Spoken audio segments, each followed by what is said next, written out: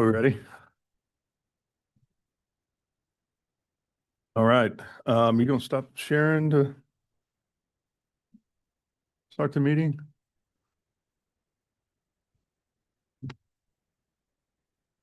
Probably have an update on their computer to do as well, I imagine. But good morning and welcome to the February 18th City Planning Commission. The commissioners look forward to hearing your case as we understand every project is important and unique.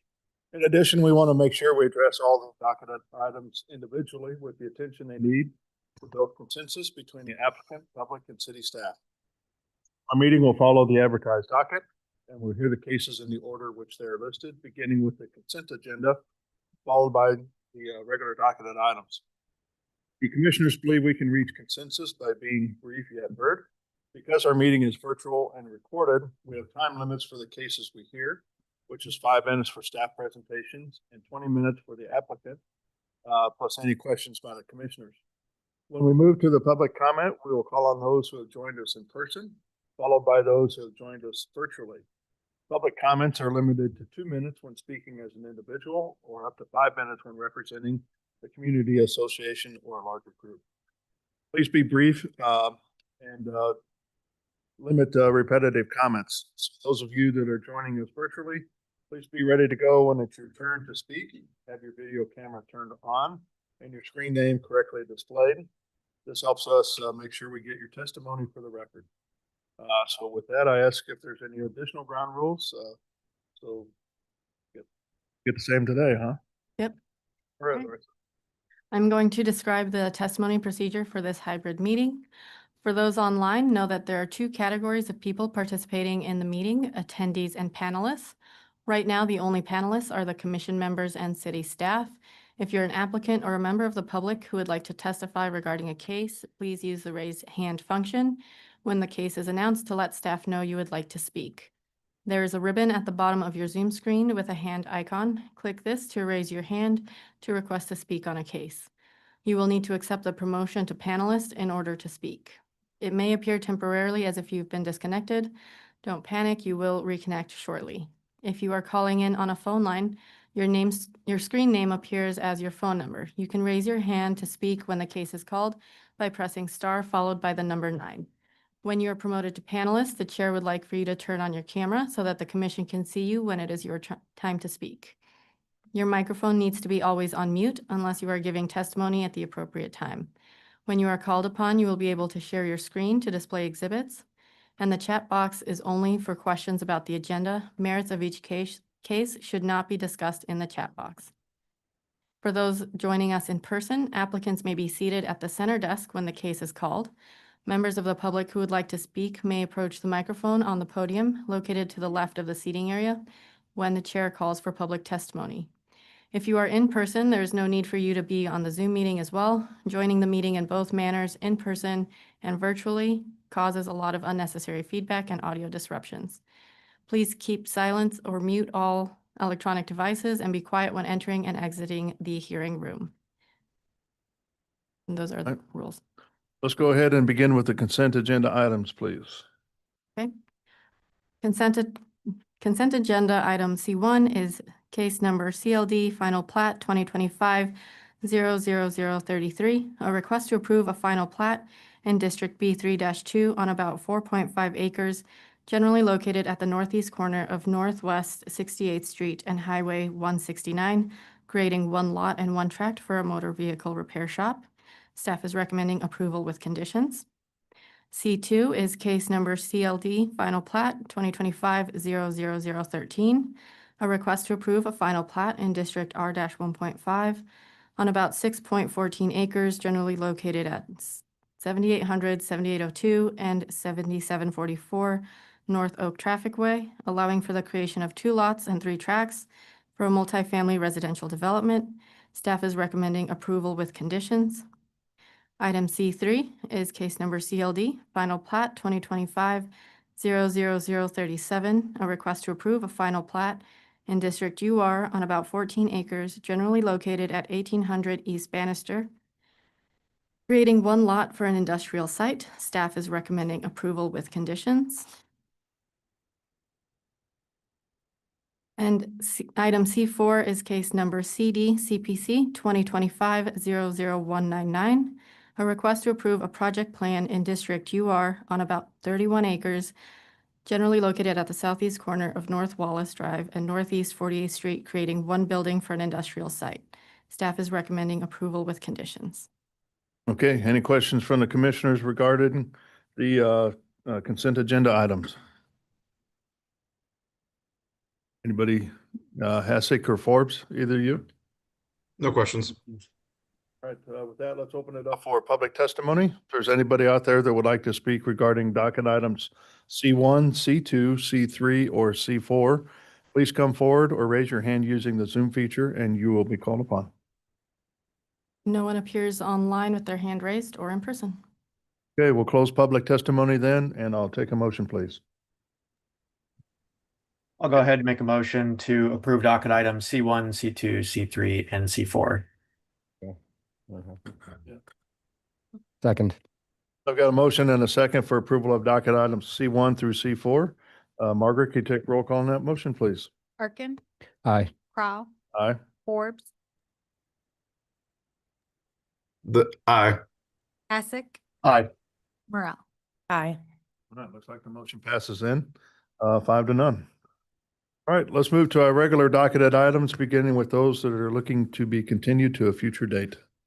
The continuances begin at item number 3, which is case number CD SUP 2025-00042, a request to approve a special use permit for the expansion of a school use in District R-6 on about 3.89 acres, generally located at 7302 Pennsylvania.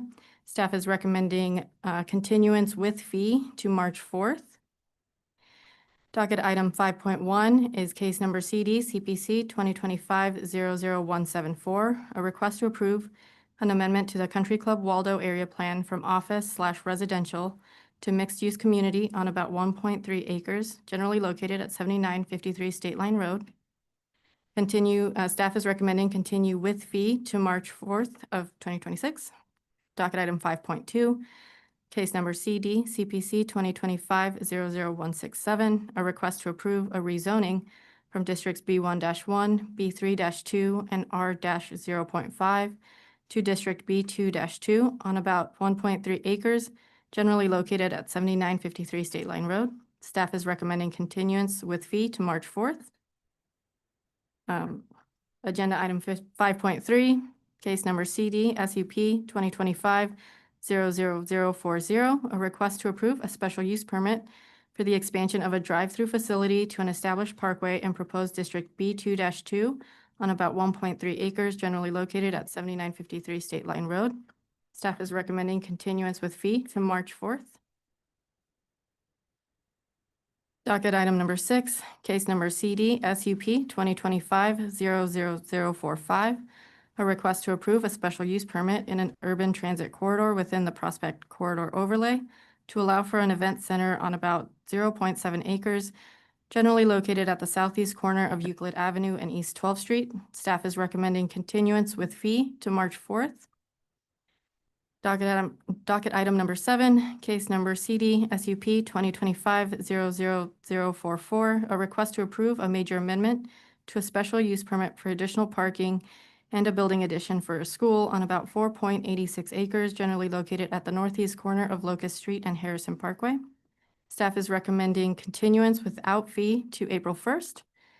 And docket item number 8, case number CD MISC 2025-00004, a request to approve the KCI area plan generally located in the area bounded by city limits of Kansas City, Missouri on the north, city limits to Amity, and then along Highway 152 on the south, Platte and Clay County boundary on the east, city limits of Kansas City, Missouri on the west, and excluding the village of Farrellview, generally located north of Northwest Cookingham Drive, east of North Shannon Avenue, west of Northwest Skyview Avenue, and south of Northwest 128th Street.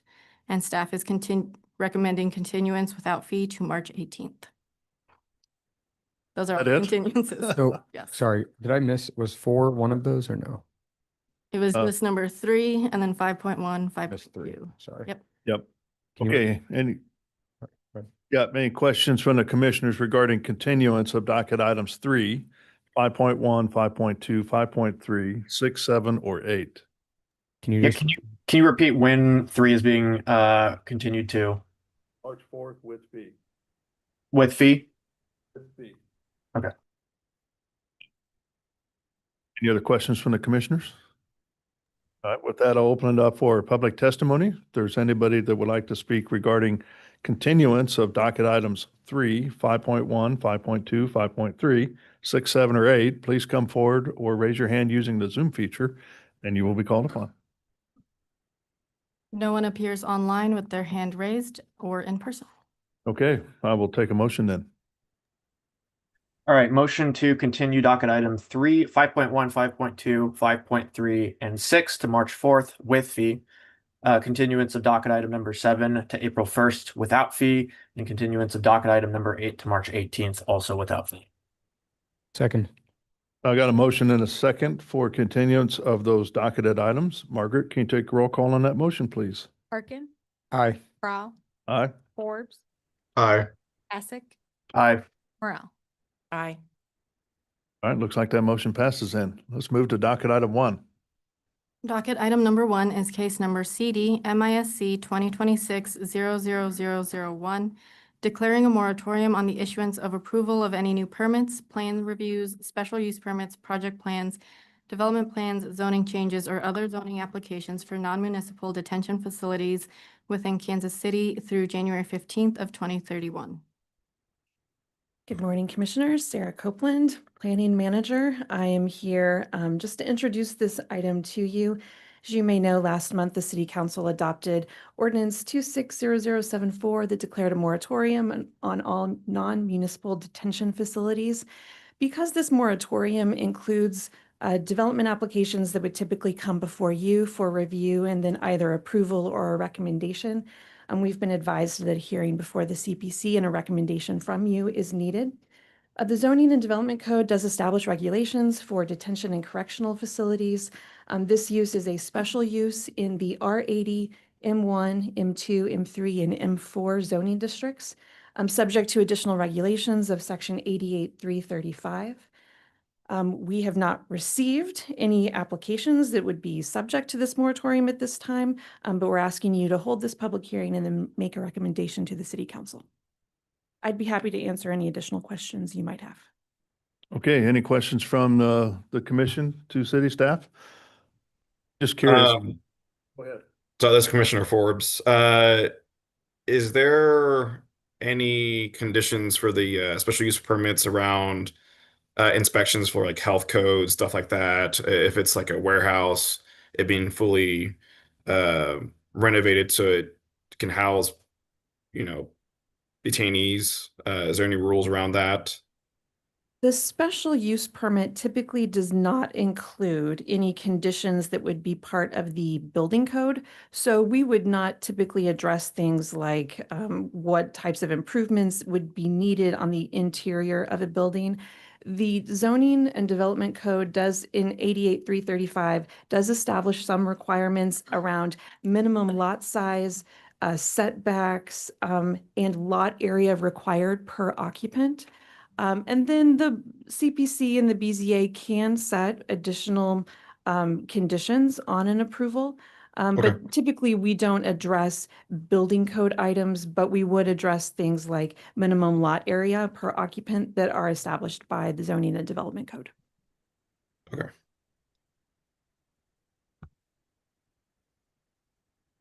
Is there a time frame on this moratorium? 5 years, so to 2031. Okay, I didn't see that in the memo.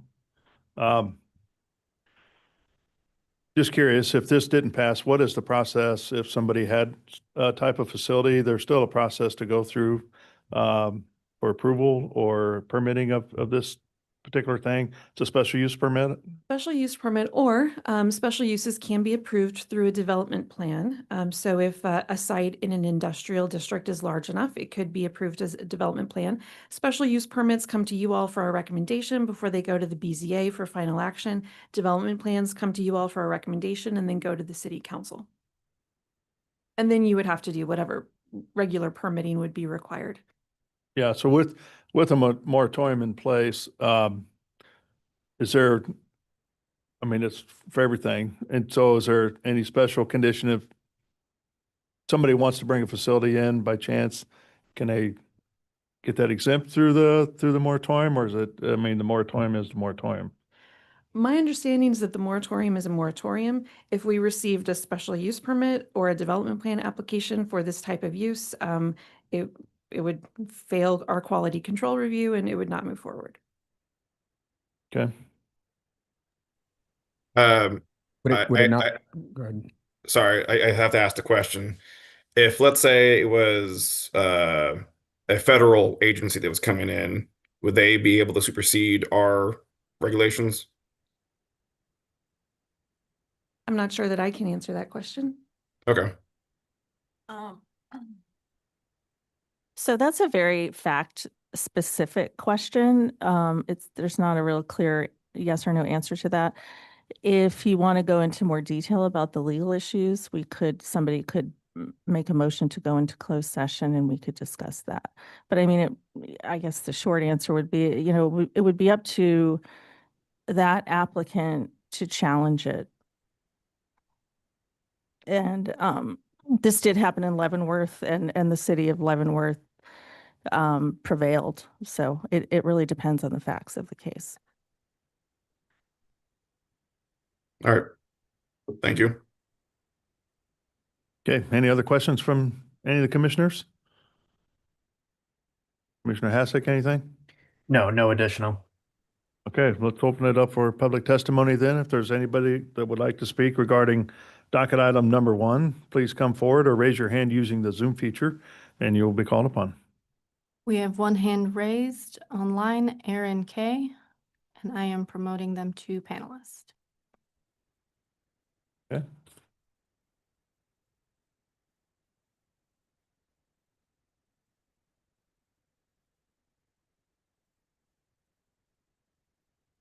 There, did that work? Yeah. Okay, Morning. I'm Erin Curl. I'm just a community member here on actually the second agenda item. But I think this is a very important item too.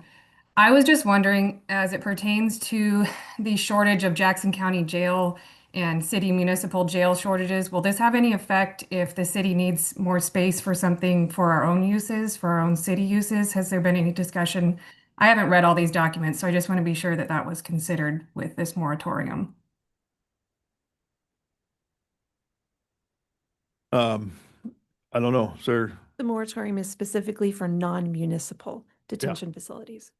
Okay, so then it's a non-issue. Thank you. Thank you. Anybody else? No one else appears with their hand raised. Okay, so we'll go ahead and close public testimony then. Anything else to add at this particular time? With that, I'll take a motion, please. All right, motion to approve docket item number 1 with condition or without conditions, excuse me. Second. I've got a motion and a second for approval of docket item number 1 without conditions. Margaret, can you take roll call on that motion, please? Merkin, Aye. Crowell, Aye. Forbes, Aye. Hasek, Aye. Morel. Aye. Looks like the motion passes then. Thank you. Safe travels. All right, let's move to docket item number 2, please.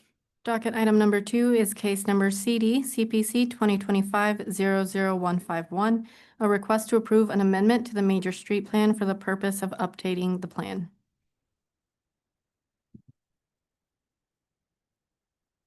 Good morning. Morning, Mr. Chairman, members of the Plan Commission, Olafo Agbaji. Come on up. Olafo Agbaji, City Planning and Development. Sorry, I am battling the cold, so. Will you stay over there? I don't want it. And with me today is Selena Burr and Mr. Olafu, do you mind talking in the microphone Oh, so okay. we all can hear you? Thank you. on the right, top right. Good.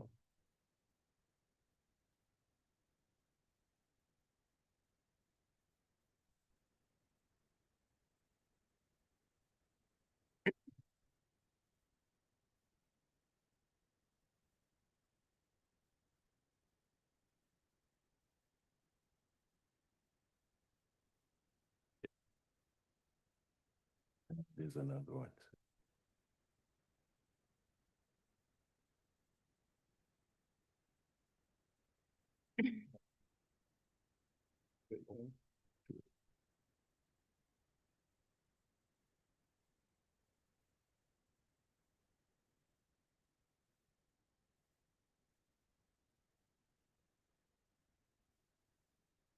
Okay. Thanks, Justin. Can you see my screen? Yep. All right, I'll start over. Olafo Agbaji, City Planning and Development Staff, and I am going to present the amendment to the Major Street Plan. With me is Selena Bor and Regan Turcos from Public Works Department. They will be doing the technicality of the actual Major Street Plan. I'll go through and so I'll be doing the intro and the background. I'll tell you what a major street plan is. I'll tell you who has the authority to amend it and how it is used. I'll go probably a little deeper on background of what we do and why we use the major street plan for the benefit of new plan commissioners, Mrs. Morel. And then I'll give you historical background of how we got here and how we try to avoid spot changing the major street plan on the fly. Then they will go ahead into the highlight of how public was engaged for this major street plan amendment, and then they describe what those changes are. And then I'll come back and recap with recommendations. Okay, major street plan. This was again last adopted in 2011 with subsequent amendment, I think, in 2022. The purpose and authority of the major street plan is granted by RISMO 89480, and this is where it's showing the general alignment and functional classification of streets, highways, parkways on the ultimate urban arterial network. The purpose of this plan is to guide development of the arterial street network and to identify appropriate streets right away to be secured at the time of subdivision platting. So the plan may be amended, added thereto, or otherwise refined by the subdivision platting process or by the Planning Commission and City Council. I wanted to leave it as is, so I did not make up any language beyond what it says in the major street plan document itself. So this is the process that we use to review and update the major street plan, which is why it's coming to you today. And again, it says that the major street plan should be updated under the following circumstances. So one, when an area plan is adopted and has a material effect on the content of the major street plan, which is typology change, street added, or street redesignated. Two, when the proposed or constructed alignment of a major street changes materially from the conceptual alignment shown on the major street plan, which happens a lot. So three is when a subdivision platting or other development approval plans dictate a change to the alignment, number of through lanes, typology, or designation of a major street plan. Four, when proposed major land use changes result in forecasted traffic volume changes of significant magnitude to affect the lane requirement or major street or redesignation of a major street. Then it continues to five, when a major street or highway owned and or operated by others, but shown on the plan for informational purposes undergo a material change in construction or planned alignment. Six, when the parkway and boulevard system is modified in a way that affects the major street plan. Seven, when the major regional transit on street or fixed guideways system changes are planned or implemented. Eight, when parks are added or removed from the city's park system. Nine, when the city limits change, so whenever there is either an annexation or de-annexation and it significantly affects the alignment. And then 10, when other updates are warranted as determined by City Plan Commission and or the City Council. So again, in conclusion, major comprehensive changing should be conducted at least once every 10 years in conjunction with transportation model or comprehensive plan update. And since the time we've done this back in 2011, we've also updated the comprehensive plan. So we've adopted the Casey Spirit Playbook. And then it's been more than 10 years since we did update the major street plan, which is why it's coming before you today. And then all these times, or at this time, it is appropriate for the city to examine its built-out land use assumption and its near and long-term multimodal transportation needs. Public and stakeholder input should be sought in conjunction with such comprehensive updates. Sorry for the long-winded explanation, but that's the basis for why we're here before you today. So, quick history. The last time I was before you was back on December 4, 2024, and we talked about this briefly, and we said we'll be back. Unfortunately, we did not come back, and rather than spring of 2025, we're here before you for spring of 2026. At that time, we had proposed an amendment that required, and I had December 4th, and A was to create a process that allows us to review, amend, and the procedures with an approval criteria within the code. So we're trying to codify the review process for major street plan amendment based on what had occurred recently in 2024. And that has since changed since that. And then the next action was to do a major street plan update. So since then, back in January 21st, the City Plan Commission dismissed the request to enact a new code section. So this would have been a companion case. It was 151 CPC 2025-00151 and 152. So the amendment to the major street plan is 151. You dismissed 152, which was the enactment of a new section in the code. So now we're moving forward with just the amendment.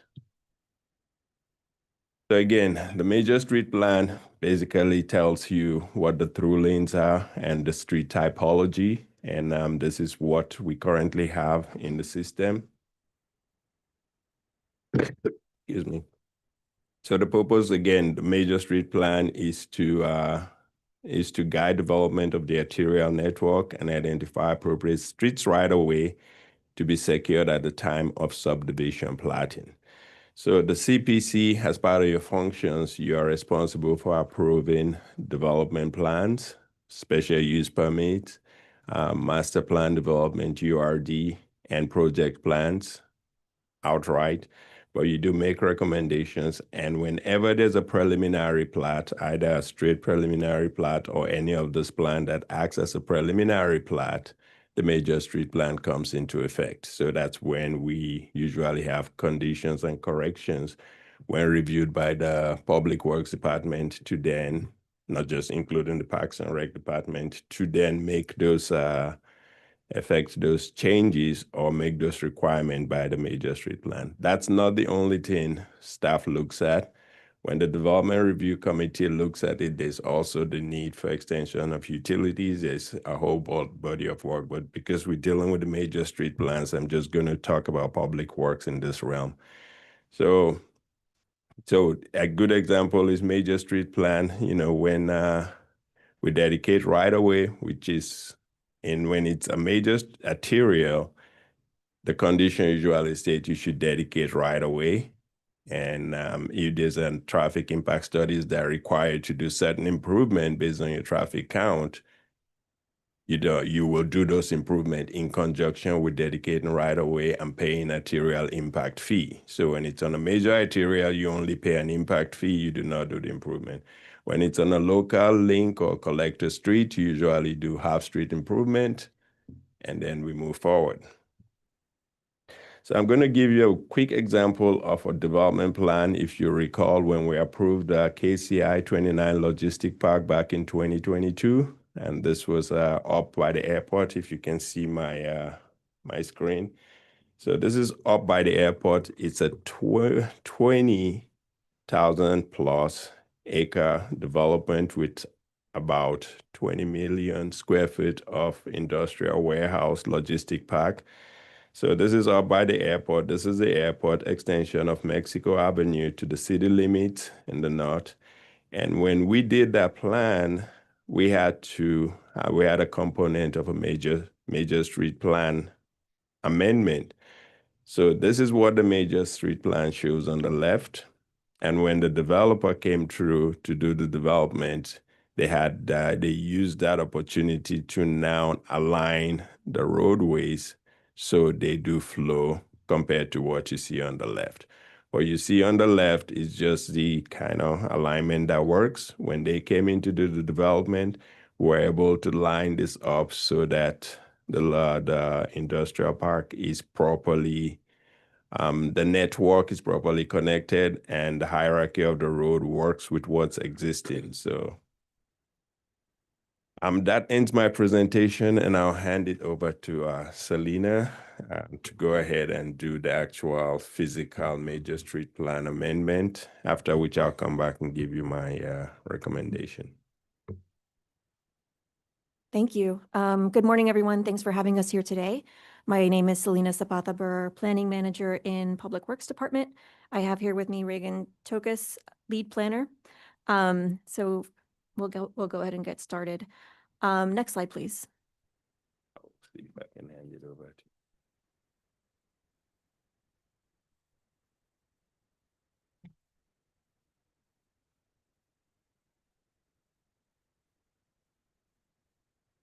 There we go.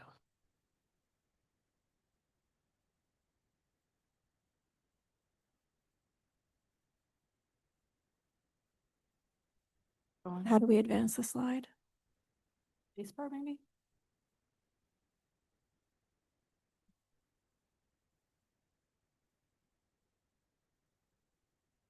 I think I should.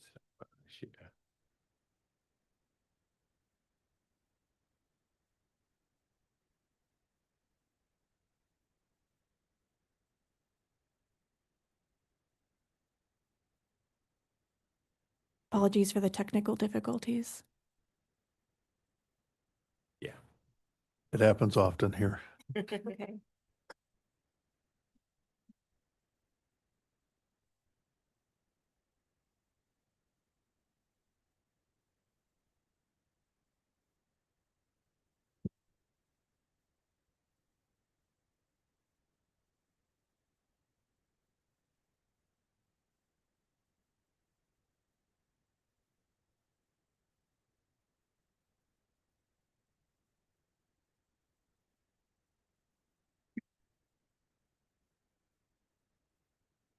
And it's still showing, right?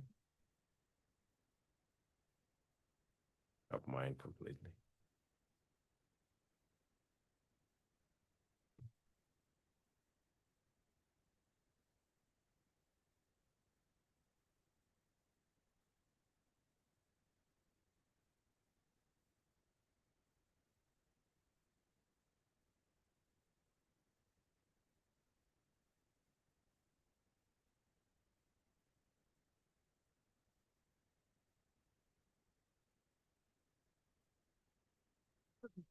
Sorry about that. We gotta open them, go back to desktop.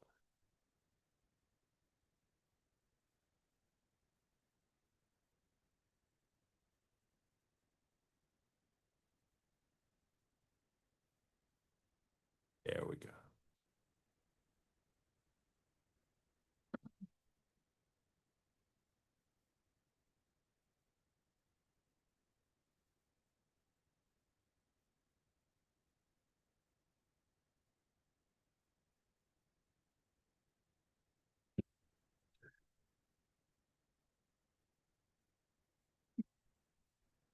Thank you.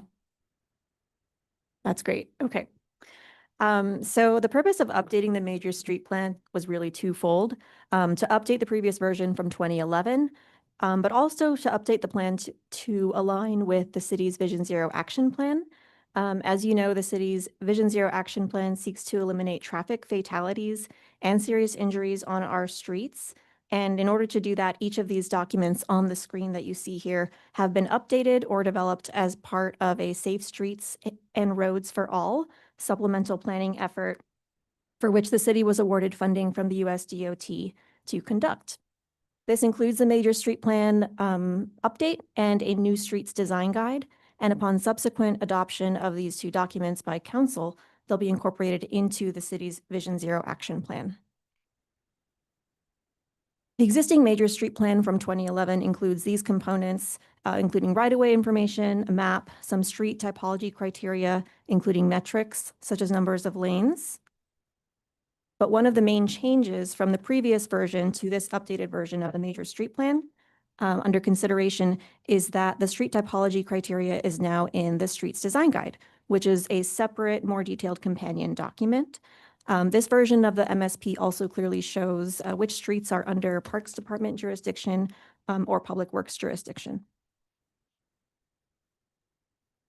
This body of work has been informed by a meaningful public engagement strategy that included targeted outreach to the community and stakeholders. Community engagement began in summer 2024 with project tabling and listening sessions at city community events, followed by a 6-week community survey and 3 stakeholder and developer roundtables. The project team also engaged the Vision Zero task force throughout the project timeline for input, as well as city leadership and CPC and Parks Board at previous formal presentations. We had 3 community open houses last fall to present the draft of the MSP and the Streets Design Guide, and most recently participated in a community meeting specific to the Line Creek change to gain community consensus. So now Reagan will talk through the specific changes at a high level. Yeah, hi everyone. Okay, so I'm going to do a pretty quick high-level overview of the Streets Design Guide, just to let you know what's in that. We'll go over 3 of the 9 typologies. So this is a supplemental document. It has a strong relationship to the major street plan. This is where the typologies moved, but it is much more detailed than our previous typologies for the Streets Design Guide, and these had quite a bit of public engagement as a part of this process. So I'm just going to go through 3 of these just to give you at a high level what they look like. So one of them is urban mixed use. It lists in the Streets Design Guide the targeted speed and several other details of this that can help you design the street. So this is mainly to give you, the outline of what the street should look like. We also, in the Streets Design Guide, have detailed drawings that show example streets. So in this, you see each of these pieces are different, so things don't go all the way across. It's not one street going all the way across there in the middle, but these are just pieces, building blocks that developers, designers can use as they design our city streets to hopefully improve, create some consistency, but also bring things up to a standard that supports Vision Zero and creates safe streets for all. So that's urban mixed use. Another one is connector. There are a lot of connectors in the city. Again, the detailed outline, there's also descriptions in the plan. Another one of those well-designed diagrams to give you those examples of connector streets. Parkways are also in there, and boulevards. We worked very closely with the Parks Department to develop these, and they reflect parkway standards. So this is what a parkway could look like. Okay, then we'll dive into the major street plan changes. So this I'll go through fairly quickly. So feel free to take notes of which ones you have questions on, and we can go back. And I'll go district by district. So first district, we are removing the airport loop north roads. These are no longer needed. Removing airport loop south roads. These are also no longer needed. We're removing North Childress. This connects to those airport roads and is no longer needed on the major street plan. We are realigning Tiffany Springs Parkway. This piece is just sort of aligning with reality. There's a road that was built there, and on the major street plan, we had it sort of skewed. So clearly we didn't change that when we developed that road. So it's now aligned properly. We're removing Northampton at Tiffany Springs. This was in conversation with Parks Department, Public Works. We've all decided that this is an unnecessary piece to have on the major street plan. This segment is also being removed. Tiffany Springs Traffic Way. So up here, you can sort of see on the first existing, there's a parkway on the north part of Tiffany Springs Parkway. We are now ending the parkway at North Ambassador so that we can decide if we do want a parkway in the future, where it goes. But it likely will not follow Tiffany Springs Parkway. It could, but that is now up for discussion. We're removing it for now. We are realigning this piece of Amity to align with reality. We are realigning pieces of Northwest Prairie View Road. This one has a couple slides because we're doing a few different things. Basically, this was a mess and we're cleaning it up. Okay, this is another one where we are just realigning it to make it more logical, pulling it down to have a relationship with existing roadway. Again, similar, aligning with existing roadway. Now District 2, again, aligning with existing roadway. Here we are realigning Cersei Creek Parkway. So this one has two slides, but basically we are removing these pieces that don't connect due to a break in the city boundary, and we are realigning them so that they connect again. We are removing this piece of Northwest 79th Street from the major street plan. It is no longer deemed necessary. And then we are also realigning Line Creek Parkway. So this one was a topic of community discussion. There was a lot of discussion about this one. And we did have a special meeting about this with the Parks Department. Councilwoman Lindsay French hosted that meeting, and we had about 100 residents show up to discuss this and come to consensus about this being a parkway. The Parks Department did adopt this, I guess we should say. And One second. Yeah. So what's on the left is where it is currently, what's on the right is what you're proposing? Yep. Yes. Yeah. So left is currently in the plan, in the adopted version of the plan, and on the right is what was proposed. Okay, so in this, you say the Parks Department is looking to take the one on the right. Correct. So, hi, I'm Angela Ely. I'm from the Parks Department. So we have been working closely with Councilwoman French. She sent out notices to the residents who are affected by this area. There's a trail over there that a lot of people walk on, and so they wanted to have comment about, what goes on as far as the parkway. So we had a public meeting. It was on February 2nd. And what we did was, based on the tons of emails that we got in opposition, we gave them 3 options to look at. One of the options was to take the parkway, end it right at the roundabout, which is on the north, just south of Berry Road. And then there's another roundabout that is by the Lead Innovation School. The second option was the option that you see up there, designate that as a parkway. And then the third option was the same realignment, but designating the street as a connector street. So what we did was allowed the neighborhood and the residents to have that discussion, talk about what they wanted to see. When we started off, there was a survey that was given, and the survey, the people said, no, we do not want a parkway at that location. After having further discussion through the night, we gave them the survey again, and they decided that they would rather have the parkway there with more protection as far as what is built along a parkway. And so we took that recommendation to our board. We had a Parks Board meeting February 10th, and our board looked at all the feedback. They looked at the comments from the emails that were received, and they took consideration of these emails, of the comments, of the survey. They voted to recommend the major street plan amendment as shown up there right now. And so if there's further discussion about that, they're still looking into that too. Can I- Okay, so just curious in this proposal, so the piece that goes up north to the lead center, Mhm. that goes away from the park system, then it moves east to that Yeah, so Childress? what it does, it goes from the roundabout that's just south of Berry Road.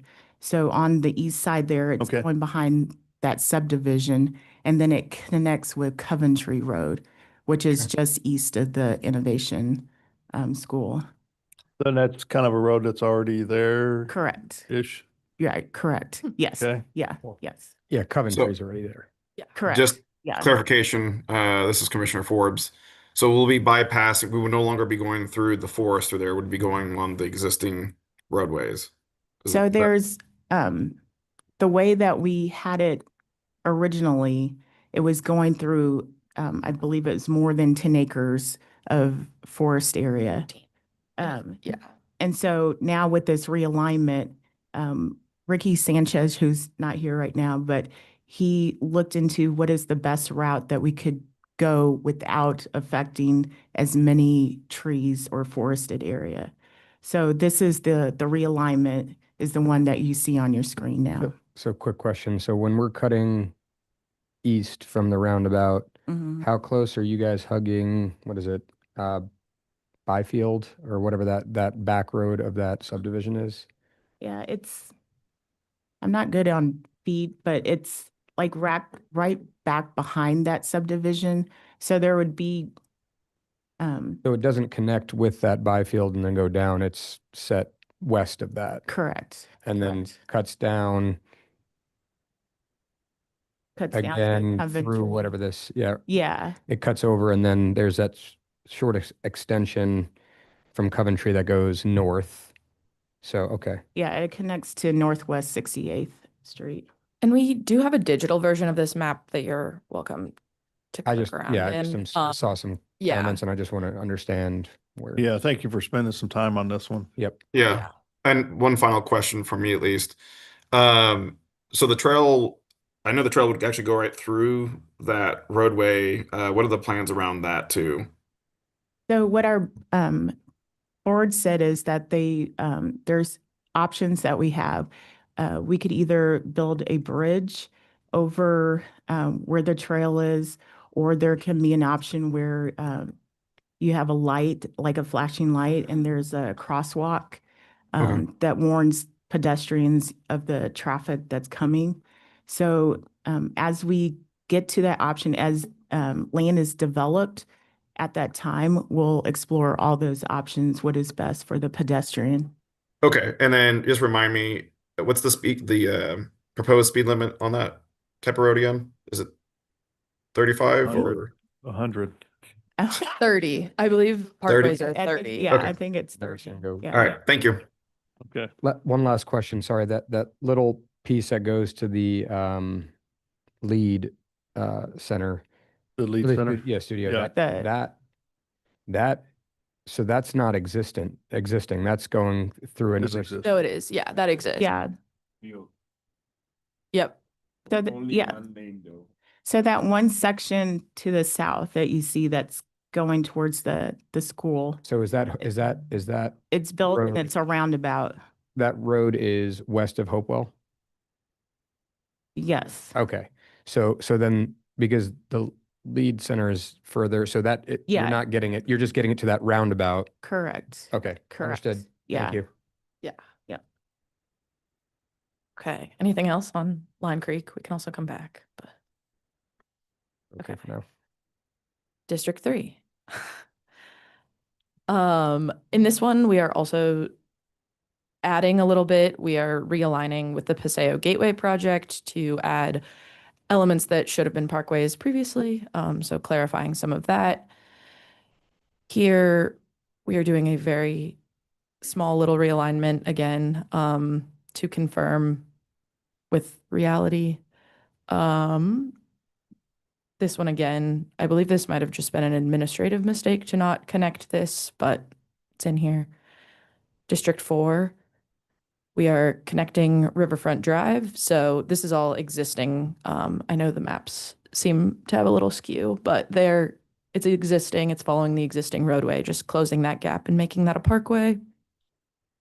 District 5, we are connecting this road all the way to where the city boundary is located. This, we are moving the parkway over a block just to realign with the character of the street.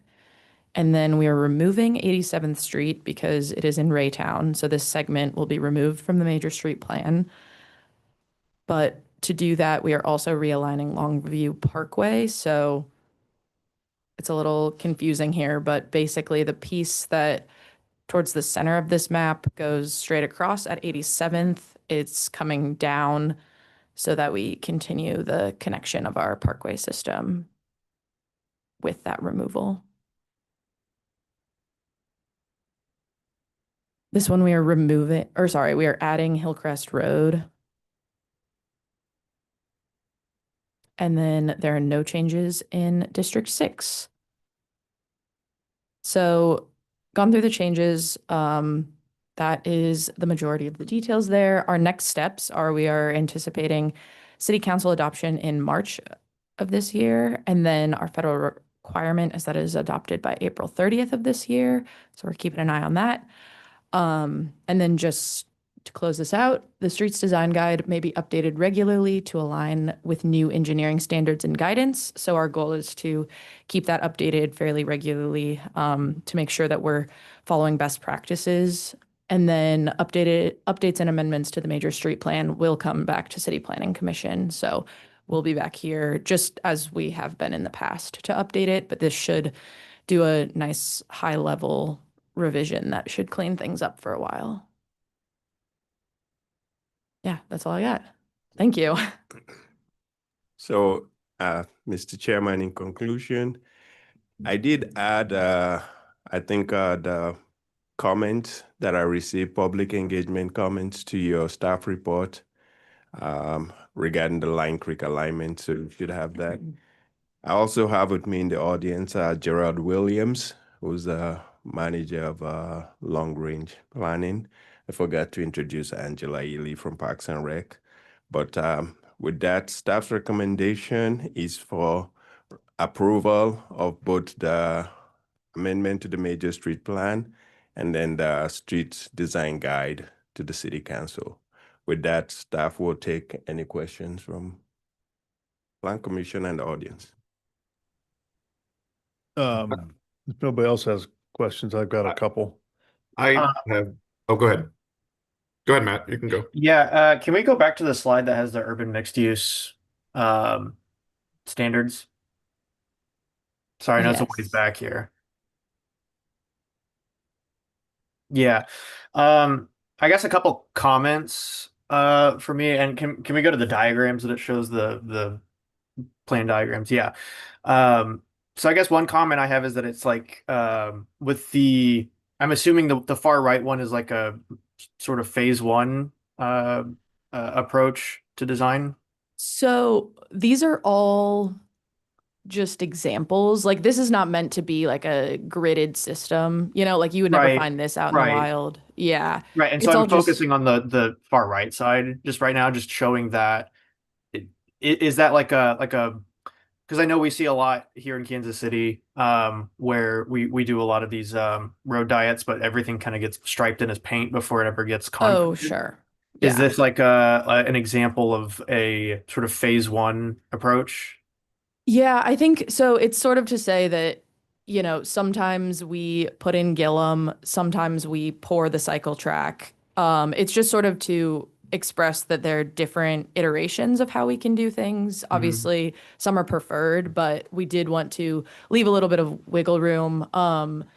This is really just meant to be a visualization. Sure. It's not meant to be prescriptive. So I think when we put this out there, like you can see that the cycle track, for example, yeah, is not like a paved curb. Right. Obviously, we would prefer that. But what we were I'm- just, yeah, what I'm sort of getting- iterating. What I'm getting with this is there like standards within this for design of similar facilities? I don't know, like I guess I don't know that it's that detailed.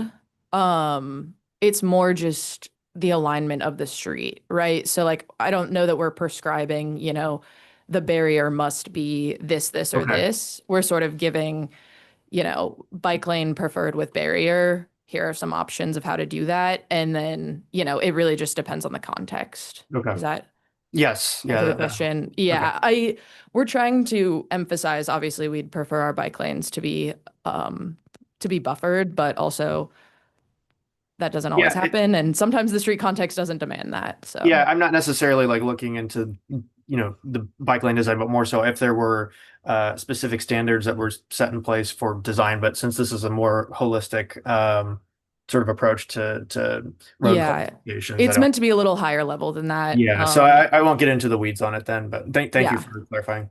Yeah, for sure. Yeah, I kind of have the same thought with the bike lanes. From a cost standpoint, to me, it just makes sense to have them up out of the roadway itself, because then you're not doing a full pavement for bike lanes. You get it up behind the curb, and then it can be a lot less, which is, it's a big cost Sure. to have them as part of the roadway itself. And it seems like it also provides that pseudo barrier with the curb, with the bike lanes being back up behind the curb. Yeah, and I will say some of the typologies do show bike lanes as like trails, shared use paths. I'm not sure if it's on any of the ones that I brought today. I have some hidden slides, but I don't want to get too caught up on this issue. But this one, I believe like technically all the ones around like the large roundabout are considered like a shared use path. So those are a wider sidewalk. You can see there's some like bike lane markings in there. So just to say like on certain types of street, it makes more sense to, do like the wider sidewalk as a shared use path. But yeah, all of these typologies have them. And again, they're not prescriptive. They're just to give an example and then you fit them to the context. Okay. And, so I guess with that, as you're doing a project and, there's projects that you do through Public Works as an upgrade to a roadway, there's got to be there's a process or whatever for approval, just making sure that that's flexible, that, you can do that, because sometimes conditions make it pretty tough to meet the new standards, because that's the way it was done 100 years ago. Really, Sure. that's how the road was built. And so you kind of got to follow that some way. Sure, yeah. I mean, yeah, the goal is that these are flexible, but improve our streets. So you can see even on this urban mixed use one, like the first one is basically just parking and through streets. So it's like fairly simple. And they get, progressively more complex as you go to the right of the page. Yeah. So yeah, I think we're trying to make sure that there's flexibility in there. Especially when you don't have the right of way to do Right. the full profile that you'd like to have. Yeah. And so that's where this description comes in, to be like, these are some of the minimums. So for example, like pedestrian facilities, the pedestrian zone should be 10 feet, sidewalk preferred, 6-foot minimum. I can't see the rest of that, but 6-foot minimum, I think walkway space, and 4-foot minimum Amenity. Yeah. Thank you. Yeah, something that I think would be interesting to add to this that I don't think is in there currently, that I have seen done before, are kind of specifying how some of these connect to other things. So for example, I've seen it done where neighborhood streets, when they connect into collectors or minor arterials, they specify that the materials at the intersection are such that the sidewalk is continuous. So I saw there's a few examples Sure. where there's, an example of like a raised intersection with a crosswalk. And I think the implication is that that is just continuous asphalt with a painted zebra crossing. But I think something that might be good to add to this is some kind of specificity of how those connect. So if you have a neighborhood street that has a sidewalk that intersects with a collector, having a continuous sidewalk there, similar to what we do with driveways here, how they're specified that they need to have, I believe they need to have like a concrete barrier when they intersect with sidewalks. So something similar with those, I think would be good to investigate. Sure. Yeah. And I guess, I would say the first one here is meant to be a raised crosswalk. It's a little awkward because we wanted to make sure it stood out. So we made the pavement different, but in that case, it would be concrete. Yeah. Sort of like you see on 31st, for example. Right. But I think even, because I think 31st, it's all concrete that they used for those lifts. But what I'm talking about is that the sidewalk basically doesn't stop. It continues straight through the street, and that the asphalt comes up to the level of the concrete. And so it's just the sidewalk portion that's paved concrete. Because I think looking at materiality is really important with these, as well as to communicate intent and you know, who has right of way and whatnot. So Sure, yeah. Just curiosity, on page 5 of the street design guide, there's that little, says pedestrian 1, bike 2, 3 transit. Have we always been pedestrian centered forever, or is this new and part of the new design guide? You know, I don't have the history on that. I think it's a goal of Vision Zero is to sort of prioritize vulnerable road users. And so we're sort of establishing that hierarchy with that in mind. I'm not sure if that's something that we've had, displayed in the Yeah, past. and I get it, I understand it. I can see this as being 100% more, pedestrian friendly than like a vehicle, especially as you get to the more denser parts of the city. Northland is probably a little more open and things are spread out. It's really hard for that area to want to be pedestrian first. They'd rather be auto first, just Sure. can get I mean, place to place to the nodes. yeah. So it's kind of hard to blanket this throughout the whole community. Yeah, I will think- say what we mean there is roads should have sidewalks, I think is sort of what we mean in the Northland. Like these streets don't necessarily describe that. They're more like denser just so we could provide enough context. But I think one of the things that we're trying to bring to this is how essential it is to have sidewalks on both sides of the street, sidewalks that are wide enough for people to actually walk on.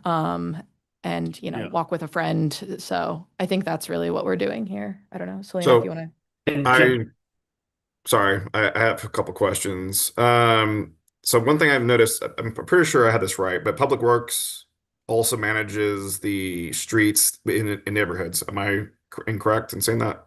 Most of the time, yeah. Some are Okay. privately owned, but yeah.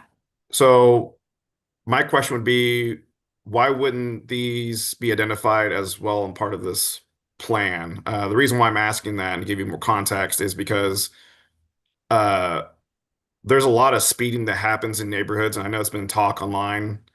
My hope would be to analyze even these neighborhood streets that the Public Works manages and come up with a plan to reduce the speed in which people can travel.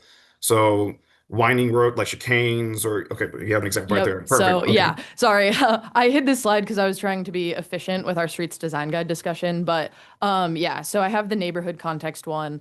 So yeah, exactly what you're talking about. We've got speed humps, we've got So about the yeah. speed humps, Yeah. I personally went through this process with the city, and there were some surveys that I had sent out to my community, and speed bumps. There was a lot of negativity, or people weren't too fond of those. And one of the things they mentioned were emergency vehicles being slowed down, plowing the streets. So that was some of the concerns.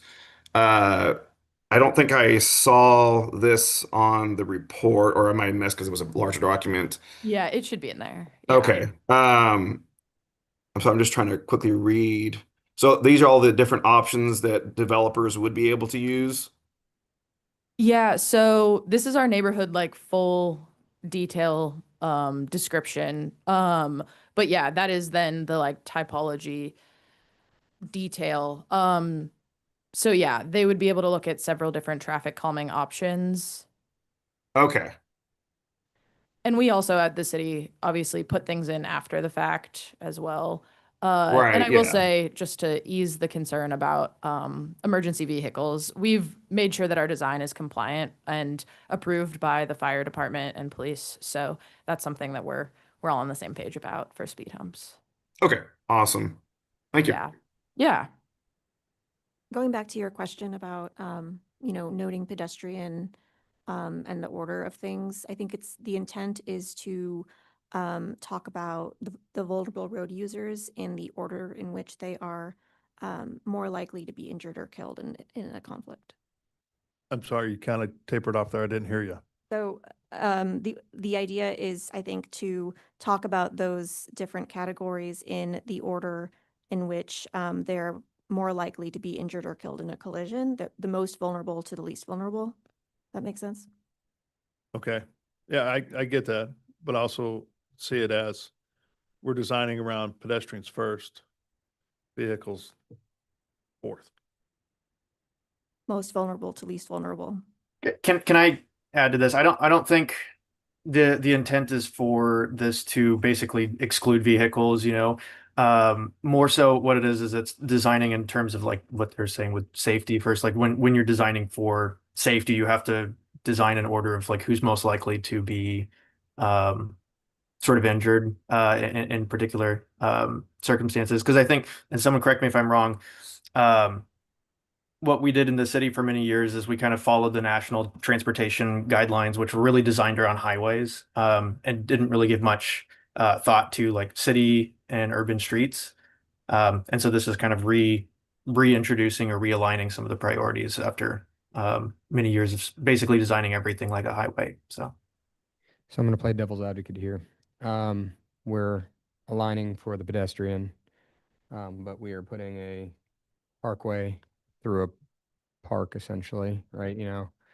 That seems not aligned with the message.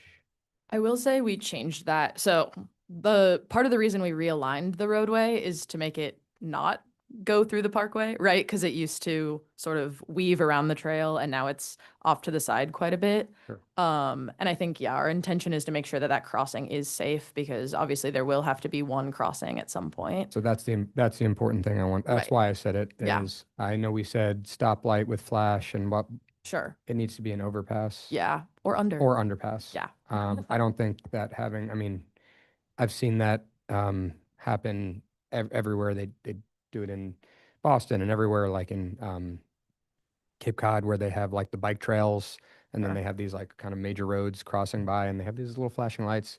Every year, someone dies from a car just blowing by. So I would say that we would have to do something very, very pedestrian friendly.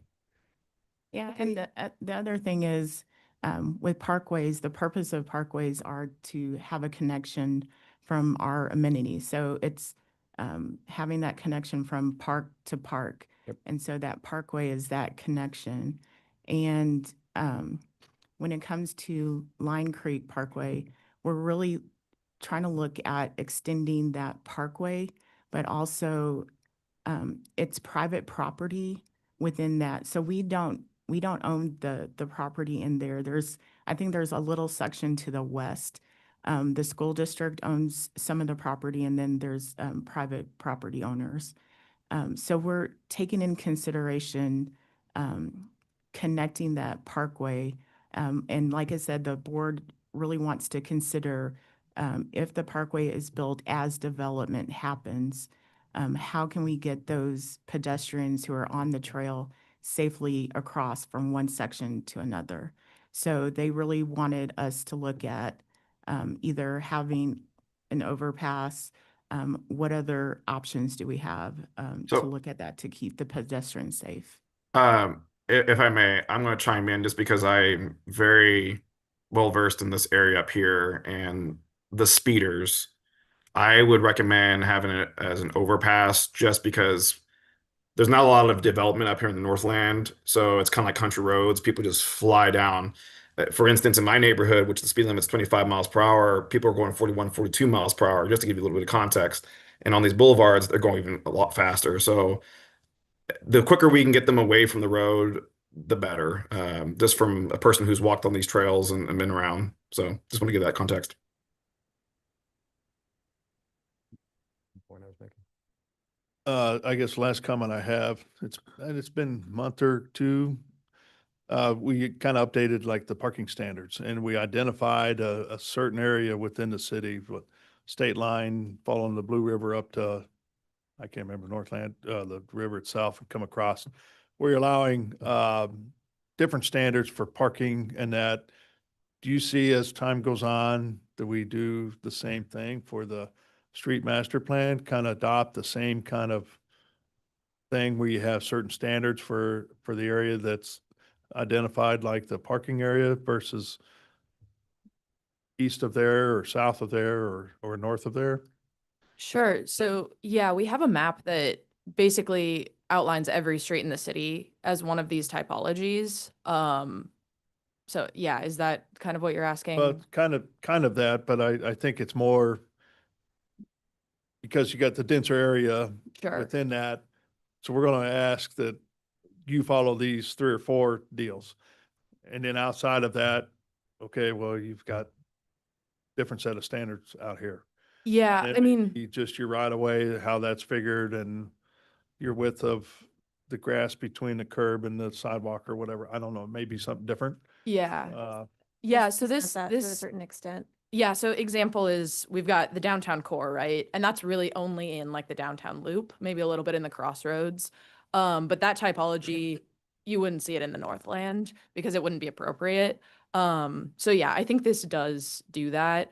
You would see, urban mixed use might pop up in the Northland in like some pockets if it's appropriate. Maybe there's a large apartment complex with some urban mixed use, but it's probably fairly limited. So yeah, I think it sort of shakes out like that, sort of based on current context. We didn't sort of apply standards that were wildly inappropriate, and just say, we're gonna put a downtown roadway way up in a suburb. Like we tried to follow current context, but aspirational context. So yeah, hopefully that makes sense. Because there are different, like standards and roadway widths to all of these. So going back then to modification, developer brings a project in and needs to do something different for their project that may not match the standards here. Is that still through the TDC committee, or is it now go back? Is it through the planning commission council before that can be approved? You want me to answer that? Yeah, you should answer.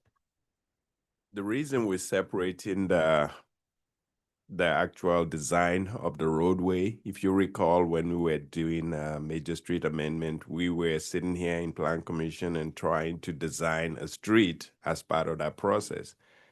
That will go through the TDC. So now we're going to talk about the prescriptive right of way that we will be taking as part of this process and what it's going to be. So we don't want to design it at this stage. So as you go through the process, you go through the TDC to get that design and then the roadway done to meet the major street plan. Did I answer your question?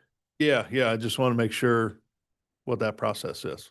Yeah, so you would not hear about right-of-way, numbers of lanes and the width of right-of-way and sitting here and measuring what it should be anymore at CPC. So we'll go through TDC and go through Public Works. Yeah, there's just a lot of. We just get the ultimate right-of-way. That's all we're going to do. Yeah, there's a lot of open space and there's going to be from point A to point B, it needs to follow a certain criteria in here, but maybe it doesn't fit for the actual development itself, that they have their development on both sides of a roadway that's going to be, I don't know, a collector or something bigger. Just giving them the opportunity to have a chance to talk about their project and modify that, in some way, and what that process is. Any other questions from the commission? Yeah, just last one. So will there be a process of going back through what's already been put into place, or these would come back on the radar if the developer wants to do something, or somebody wants to make some modifications? That's when it comes back on the radar to see if it meets the criteria now? No, I think everything's going to be grandfathered in. So any new Yeah. project or major modification would Okay. then follow Right, this yeah. process. Okay, awesome. Thank you. Yeah. All right, with that, let's open it up for public testimony. If there's anybody out there that would like to speak regarding docket item 2, please come forward or raise your hand using the Zoom feature and you will be called upon. No one appears online with their hand raised or in person. All right. So we'll go ahead and close public testimony then. Anything else you'd like to add at this time? So are we proving both documents? I mean, I'm looking at, is the street design guide as part of this? So there's two items here to make a motion on? Yeah, I believe you're adopting both. It's just the difference in how they are updated, and you'll continue to update the major street plan. Everything will come through you, and then the streets design guide will not necessarily come through you for everything. Okay. Question I forgot to ask about the street design guide. The actual design of the street itself still follows APWA. Yeah. Mhm. Yeah, this is meant to follow those standards. As far as the so- depth and how you put it in and Yep. install it and all that wonderful Yeah, stuff. yeah. We're not messing with the, And thus with updates Yeah. to those standards, we would then update this to align with those. Okay. I'm looking at Mr. Bassanetto too. All right. And Mr. Um, Mr. Chair, we did have one last minute hand raised. I don't know if you want to take that or not. okay. Yeah, I was ready to move on. Go ahead. All right, I will promote Jim McClure to panelist. Who's speaking? Jim McClure. Okay.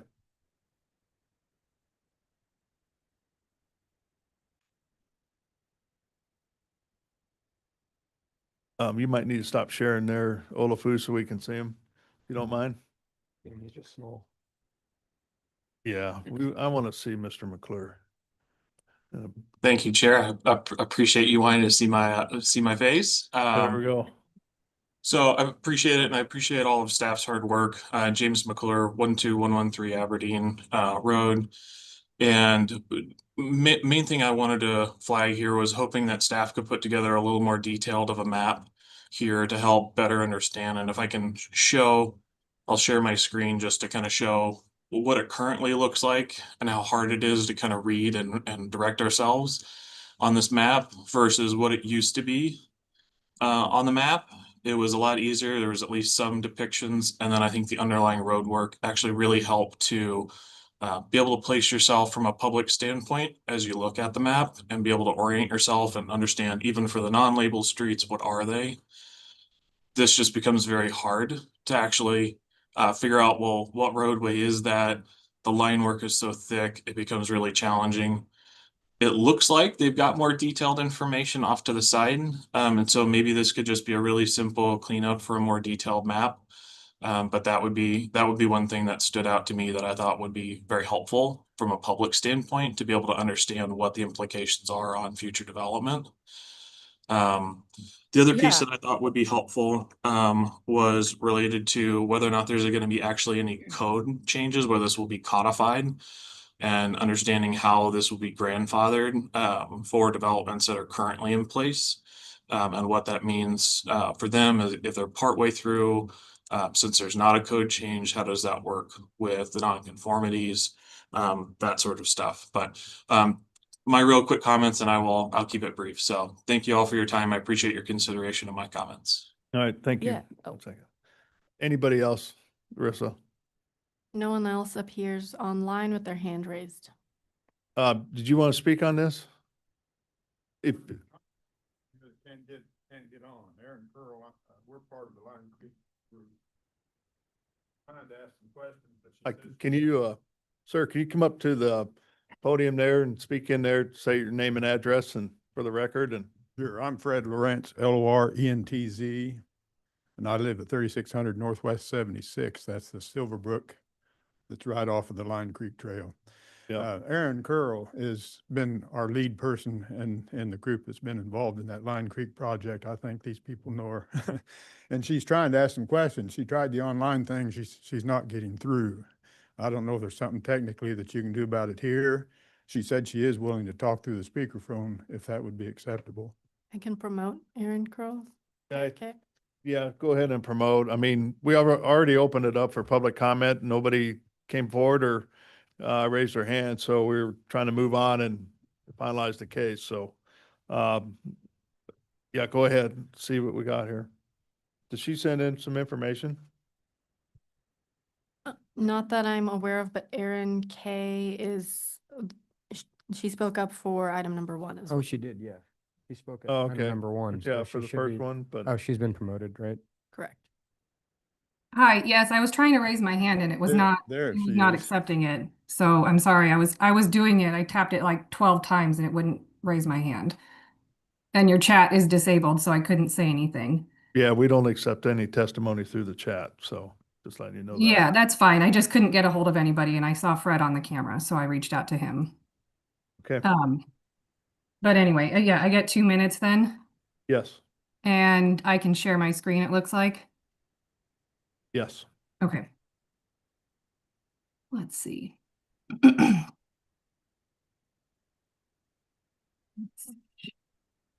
Okay, so back to your image. Can you see my screen? Yep. Okay, Yes. so the current proposed alignment is there. The new alignment is here. Currently, this section and this section exist. This is Coventry Avenue, and everything new would be built here if a developer were to ever develop it. As a community member, I think what everybody wants is to just be notified if something were to come to development. I think the main area of concern is up here. There's a company known as MD Management who has already removed 30 acres of forest up in this region, if you can see my mouse. And that's part of, back in June 2023, there was a committee meeting held. I'm wondering if I can switch between my images here for you. This alignment had been approved at least, can you see my new image? We cannot.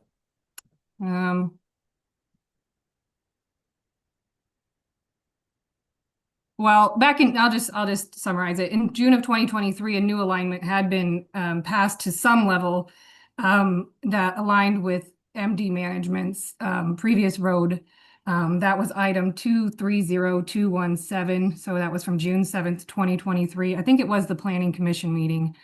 So anyway, some of this had been modified, it seemed, at some point, or at least discussed, but not necessarily. I'm not sure how many people who are part of the committees today know about that.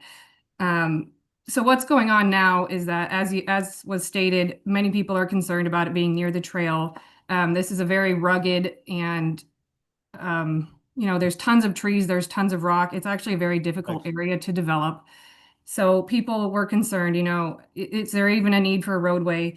And to elaborate on what Angela Ely said, yes, the community did start the vote of, we don't need a road at all.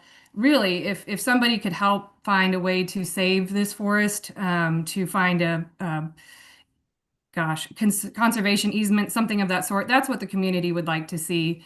And in fact, sections of where the new road alignment would go from here and up here, that's owned previously by a trust and now two LLCs. I've spoken to that owner.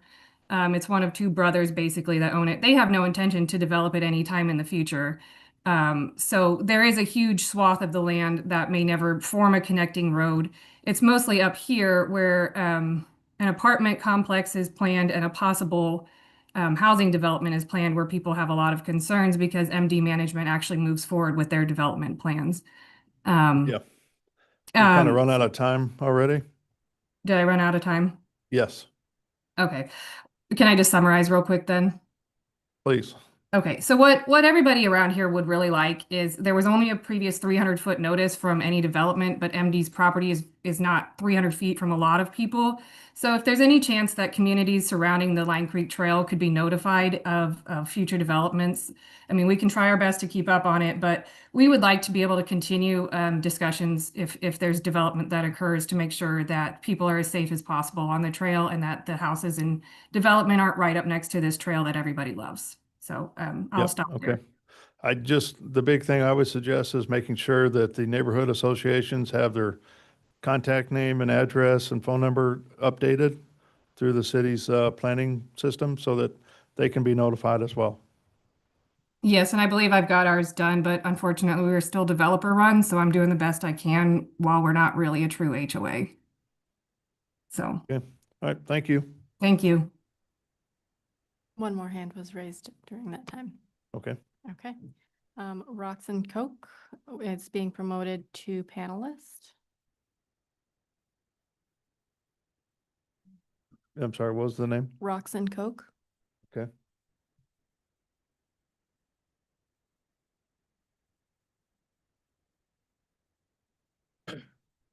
Good morning, Chair Morning. and Commissioners. We appreciate having an opportunity to speak here. I'm just getting familiar with some of these changes, and it's been recently brought to my attention that it's being proposed that Berkeley Parkway be added to the park system as a formal parkway. We have represented a client. Be recorded. We have a client who is currently under development there and will be proposing additional development over the next 10 years. This, we anticipate, will have a major impact on their development plans. We are requesting that this be held until we've had an opportunity to meet with Public Works to discuss the impact that this will have on their development. Which road was that you said? Berkeley Berkeley Parkway. The riverfront area. Yeah.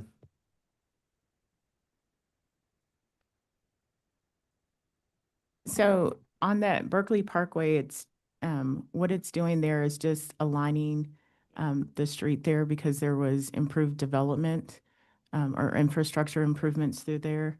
And so it's just connecting the parkway pieces all together instead of being disjointed. I can speak more on that. Ms. Cook, Berkeley Parkway, even though it's shown on the major street plan, is not going to be accepted by the Parks Board until all the development is done. If I'm correct, I have Travis Kiefer here. I did that approval of the Berkeley Park back in 2016. All those developments are not subject to the parkway standard till the development is done, then the park board is going to accept that. That's a MOU that was part of the Berkeley riverfront development. So all this is doing is showing the alignment to connect. It's not doing anything to that. It's always been shown as a parkway, but we did not review the development as being adjacent to a park. So if that's been done to your client, just make sure we know, and I will pull out that MOU and make sure that the city does not hold you up to that. I have Travis Kiefer from Water, who's very aware of that. He did that when he was in LDD, and I did that project. So, okay. Yes, appreciate that information. I could barely hear you, but what I think that I heard you say, just want to repeat this, is that there's an MOU from 2016 which states that this is not to be subject, this area would not be subject to the parkway standards pursuant to the current MPD. You don't anticipate that it would be subject to the parkway standards at all until after development has been completed, at which time you're saying that's when parks would actually accept this stretch of the parkway into the park system. But then at that time, it would be subject to the Parks and Boulevards system, I would imagine. To all their But grandfathered But in. grandfathered in at its current standards. We would not require you to redevelop Yeah. the road after. But it's even already with that, if we had a major, let's say that one of the buildings burned down and we had to rebuild, the grandfathering, a CLNU would not necessarily protect you, would it? So we would still need to go in and apply for a CLNU. Building burns down, then we could be subject to the Parkway and Boulevard standards. Or if we have a major change in our MPD for any future development, we could then be subject to the Parkway and Boulevard standards. So after you've done your development, if there is a major, then yes, it would be by the new standards, just like everywhere else. So you're saying, what, 10 years down the road, you're saying in 20 years, if you make a change to it, would it be Well, I applicable? mean, we could even be in a situation 5 years from now where we need a major change to the MPD. We could have that situation in But then 2 that means the development wasn't done. Yeah, I don't want to get into that particular case right now. It seems like you guys can do that when you talk about that case. But I imagine there's a way you can work through that as part of your. Mr. Chairman, this major street plan just amends the alignment. So it's not changing any of those requirements. And this action today only shows that it connects.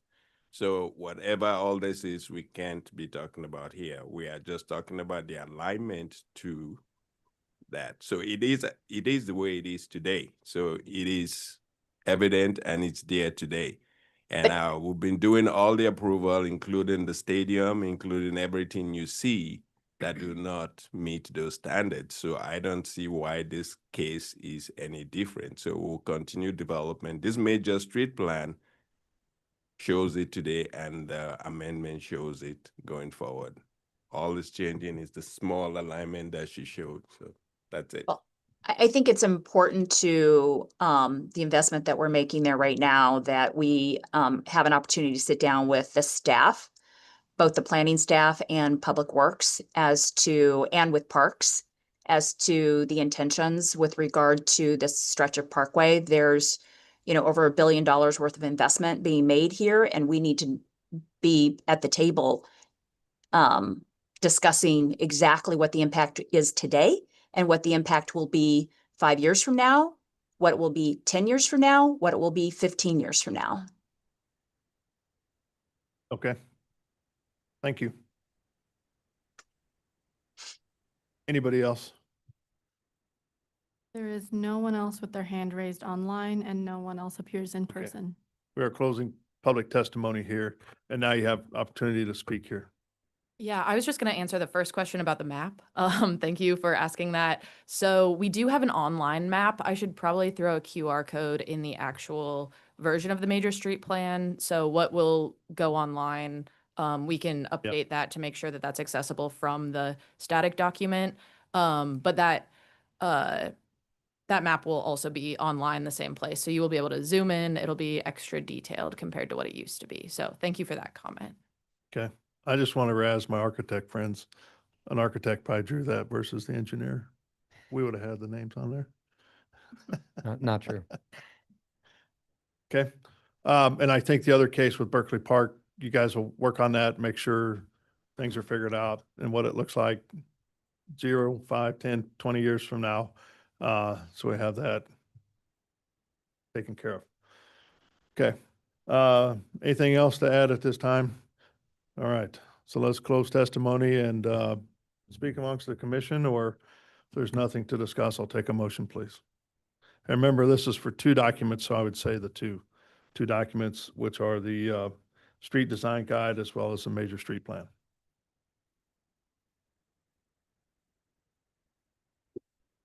Okay, with that, I'll go ahead and make a motion then.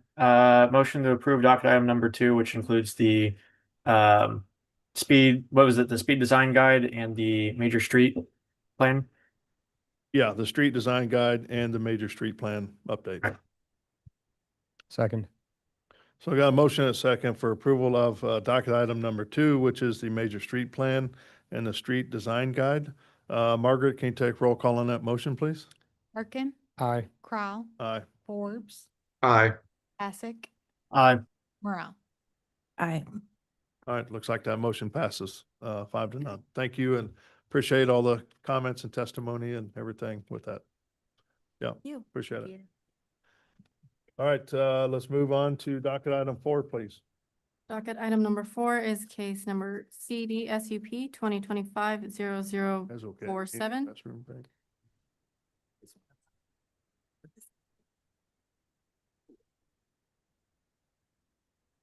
Morning, yeah, go ahead and sit right up here. Probably one over. I think the staff person will probably sit there to run the machine. I got to finish reading it. Oh, you got that one? Okay. Yeah. So case number CDSUP 2025-0047, a request to approve a special use permit to allow a used vehicle sales dealership in B3-2 zoning district on about 0.27 acres generally located at 7345 Troost Avenue. And I will be presenting on behalf of Alec Gustafson. So one moment. Okay.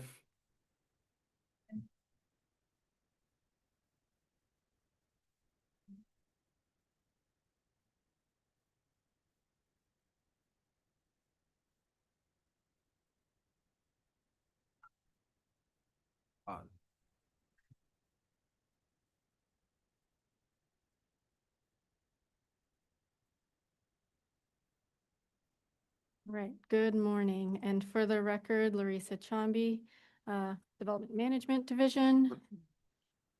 Yeah, there's a lot of noise there. It's hard to hear. Thank you. Okay, go ahead. Okay. So this is a special use permit for 7345 Troost.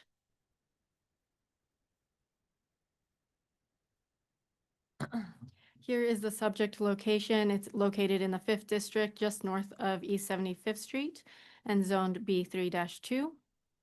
Here's just an overview of the site. You can see 75th Street to the south. I will try to move this further away. And then here's a closer look at the site. The site is requesting a special use permit to allow for vehicle sales used. And just a look at the site in 2018, you can see that there's multiple amounts of cars and located on the site. And then on the right side of the screen is the view from 2022. So the applicant did provide a site plan showing a new pavement with enough parking for 27 vehicles, and there will be new striping on the property. The applicant is also providing landscaping in compliance with our landscaping section of code. And there is currently chain link and barbed wire fence surrounding the property. The applicant is proposing wrought iron fencing along the northwest and south property lines, and then a 6-foot tall cedar privacy fence along the eastern property line. That eastern property line abuts an R-5 district, so that will allow for some additional screening on that end. Moving on to the approval criteria for the special use permit. Criteria B, is it in the interest of the public convenience and will not have a significant adverse impact on the general welfare of the community? The applicant did revise their plans to comply with our new standards for vehicle sales used. And there are multiple conditions on the application that will improve the screening, the landscaping, and will no longer allow for the storage of dump trucks and other unapproved vehicle types within this zoning district. And then criteria C, is it compatible with the character of the surrounding area? It is compatible with a commercial mixed-use character of the area. They are adding that screening to the east, as I mentioned, which will provide adequate screening from the use to the east. And then criteria D, is it compatible in terms of operating characteristics, hours of operation, and lighting and noise? The use is compatible. The applicant did provide hours of operation, and they did also provide, they did not provide a lighting plan. However, that is conditioned to be provided prior to the certificate of occupancy. So that will have to comply with our lighting code as well. And it will have similar traffic generation and is not expected to increase noise. The building that's currently on site is about 300 square feet, and so that is not going to change. And then any proposed signage will also have to comply with our sign code. So here's just a view of the site from the corner of Troost and 74th Street. And then a view from East 74th Street, and this one provides a better view of that existing structure on the property. And then just another look at that building with the access off of 74th. Staff is recommending adding a condition, and I will look in just a moment to see what number that'll be, but it's to require the applicant to submit a notarized owner consent form from to the board prior to the Board of Zoning adjustment. And so that would be 26. Yeah, 26. Mm-hmm. And I'm sorry, I didn't hear what you said. The condition would be? It would be condition 26. The applicant shall submit a notarized owner consent form prior to the Board of Zoning adjustment. And so with that, staff is recommending approval with conditions. Is there a timeline on this special use permit? It has a renewal deadline for 2 years. Every 2 years? For 2 years, yep. Can you go back just a slide just real quick? Yes, and I can move this around as well. Thank you. And I can answer any questions if you have them. And the applicant is present if you have them as well. I don't know, anybody, any commissioners have any questions for city staff? I don't see any. Let's go ahead and welcome the applicant then. Good morning. Thanks for being here today. Thank you. Thank you for having me. So at first I didn't have a lightning study, but I actually have a current lightning study now. So I can show you all, or I can email it, whichever one. Yeah, that's okay. Just make sure you send it to staff that you have that and they can review it. She'll need that as prior to going to the next body, which is the Board of Zoning Adjustments. Okay. So, yeah. Then my next question, the notarized of owner consent, is that just some stating that I'm able to use the property, or what exactly is that? So it's a form. I can send you the link Okay. after the meeting. You'll have to get the property owner's consent for the special use permit. Okay. One thing I would mention just with regarding lighting, whenever you guys have that conversation, knowing that there's the R district to the north, right? East. East, sorry. To the east. East, okay. I would say if there's any kind of like lighting on that side, I would suggest putting lighting on that facing into your lot so that they're not getting hit with like building lighting and stuff like that. And I know it's a little bit difficult Yeah, getting the your lighting, but just so that you're not blasting residences with light. So when I spoke with Alec, and that was a conversation me and him was going back and forth on the lightning structure that's actually there. We're not changing like any other lightning structure. We're just going to keep the same lightning structure, which he stated that's Okay. why I needed the lightning study. But what KCP&L is actually providing right now, they don't provide an actual lightning study for the lights that's actually there. And like when you look at every side of it, you have street lights and you have the lightning of that actually faces on the light. They are actually on the same light pole, but they're facing in two different directions. So that's what I wasn't able to get like a lightning study actually from KCP&L for the current lights that was actually Sure. up there, but I did get acquired with a lightning study. So Gotcha. Okay. Just, basically what all I'm saying is just be cognizant of neighbors where, with lights, if there's ways to like shield it from it passing by your property, that'd be okay, helpful. that'll work. Yeah, I'm sorry. Are you Mr. Higgs? Yes, sir. Okay. You mind saying your name and address for the, Jason Higgs, 7345 Truce. okay. Tell us a little bit about your business, if you don't mind, and what you plan to do with the site. So I've been in the used car sales about 16 years. So I just wanted to operate a location for the Kansas City and surrounding areas for them to actually come purchase used vehicles. So every vehicle that is actually be displayed on site will be ready for sale. So it wouldn't be any like mechanic work or anything in that nature on the actual site. So it'd just be strictly cars that are for sale at reasonable prices. How long have you owned this site? So I've been inquired on this site for the last like 5 months. Okay. So that's what pictures we saw, the construction equipment and the bus or whatever. That's not anything of yours that No, was there? sir. No, Okay. I'm coming with cars ready to sell. So Okay. Yeah. So this is Commissioner Forbes. I had a quick question. So there are 27 spaces intended, or 27 spaces that are on the plans. Is that for inventory only, or is that also for customers and employees? so that would be I will have 2 spaces for customers and employees, but then everything else would be structured for inventory sales. Okay. Thank you. I guess one other, maybe for the city or for staff, has this been functioning as a used car lot currently? So this came to the city's attention when there was a notice of violation opened on May 19th regarding unauthorized vehicles on the site.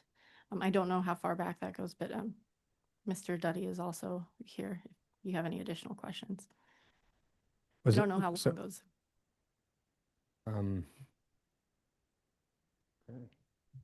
Do you know how long the violations were?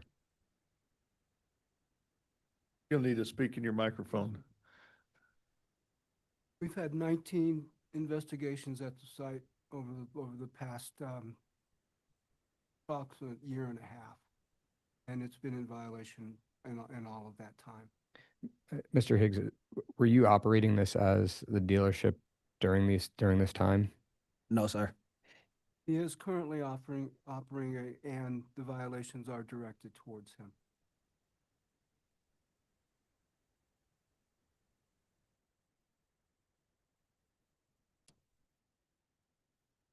Any other questions from the commission? Sorry, it was kind of hard to hear online, but the violations are for the current owner, or were they just He is the leasee. He's got a. okay? Thank you. So you've owned the site for 5 years or 5 months, but you leased the site for years prior? No, I'm actually in conversation like with the owner. I have not owned the site at all. So But that's you've why been leasing it No. for. I'm in the process of leasing it. I've just been inquiring with the owner. I haven't leased anything yet. Okay, so you're not really the owner of the property No, today? correct. I'm not. Okay. Does the owner know that you're looking to put a Yeah. special use permit? Does that paperwork been filed, or is that's a piece That's you with the want? condition that we've added. Okay. Yep.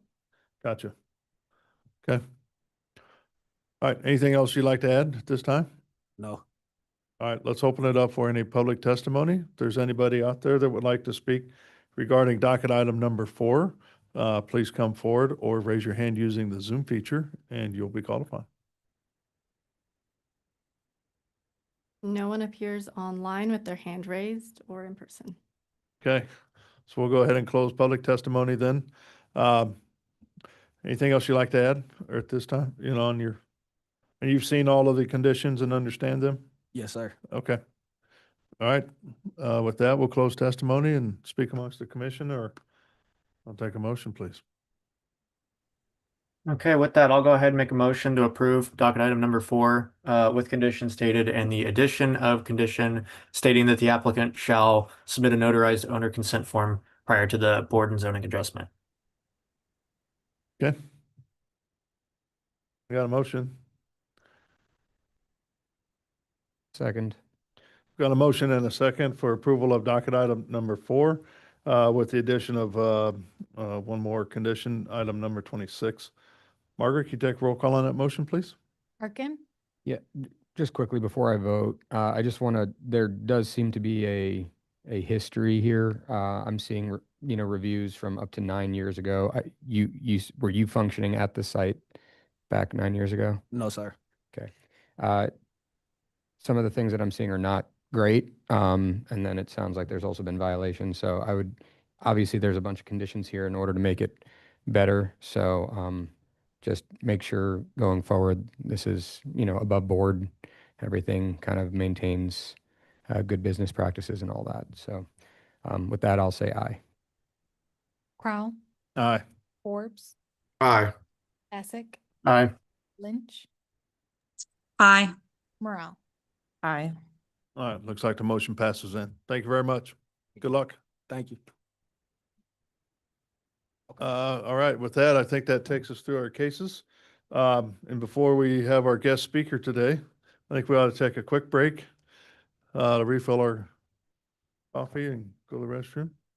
So we'll be back in, let's see, it is 10:50 right now, so we can start back up again at 11. That'd be great. Did I give you enough time, Commissioner Betsy? Yes, sir. Okay, thank you. You said 11:50.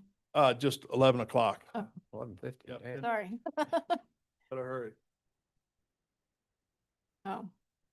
Okay, hang on.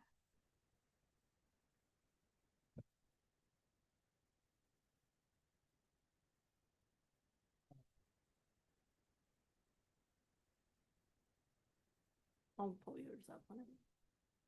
Oh, okay. Yeah, I got it. Yeah.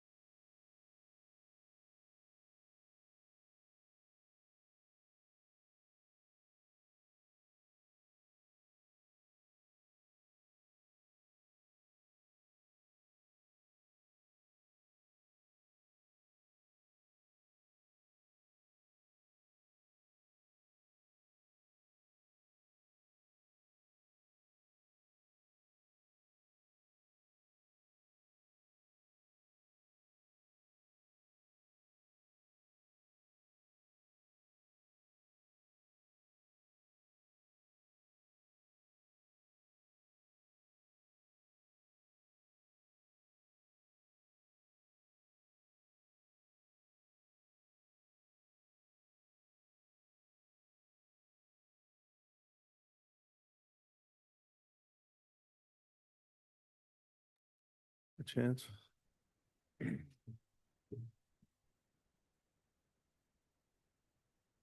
It doesn't look like it. Jeez. It doesn't look Oh, yeah, like we we're got back 2 more online yet. minutes. Oh, yeah, I got 2 more minutes. Should be 3 of them. I'm here. There we go. Essex There we there. go. We can Forbes, are you we there? can start. I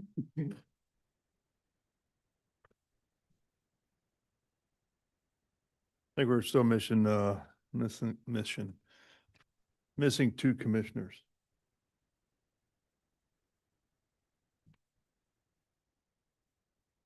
Yeah.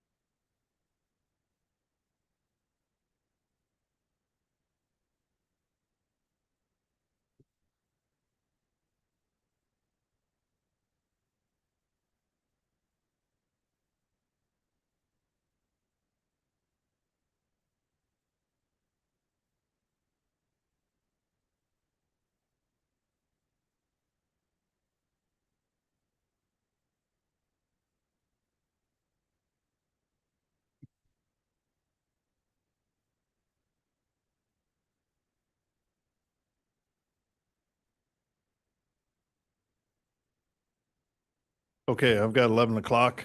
Let's go ahead and restart. So when you're ready to record again? Yep. Okay, thank you. Welcome back to the City Planning Commission. I think our last item here is a session here from Mr. Kiefer about water and permitting. Thank you, Chairman Crowe. Members of the commission, good morning yet. Yep, good morning. Might pull the, Forenoon. yep, Travis Kiefer with KC Water, and today we'll go over what the KC Water Permitting and Development Branch, what their role in the development process is. So as soon as we get the presentation pulled up here. Good to go? Good. Yep. All righty. First, I'd like to go over some of the staff that you see attending the meetings and that you run into when you interact with the KC Water Permitting and Development Branch of KC Water. And you got Celine Powell, the administrative officer, Lucas Casper, the engineering division head. He's located here at 5th floor City Hall, as is Philip Taylor and Kevin Scott, also Heather Massey over our connection permit group is also here at 5th floor City Hall. Kirk Rome over our water main extension and relocation is located out at 63rd Street. And Richard Snediger over our property acquisition and survey groups over at 10th and Harrison.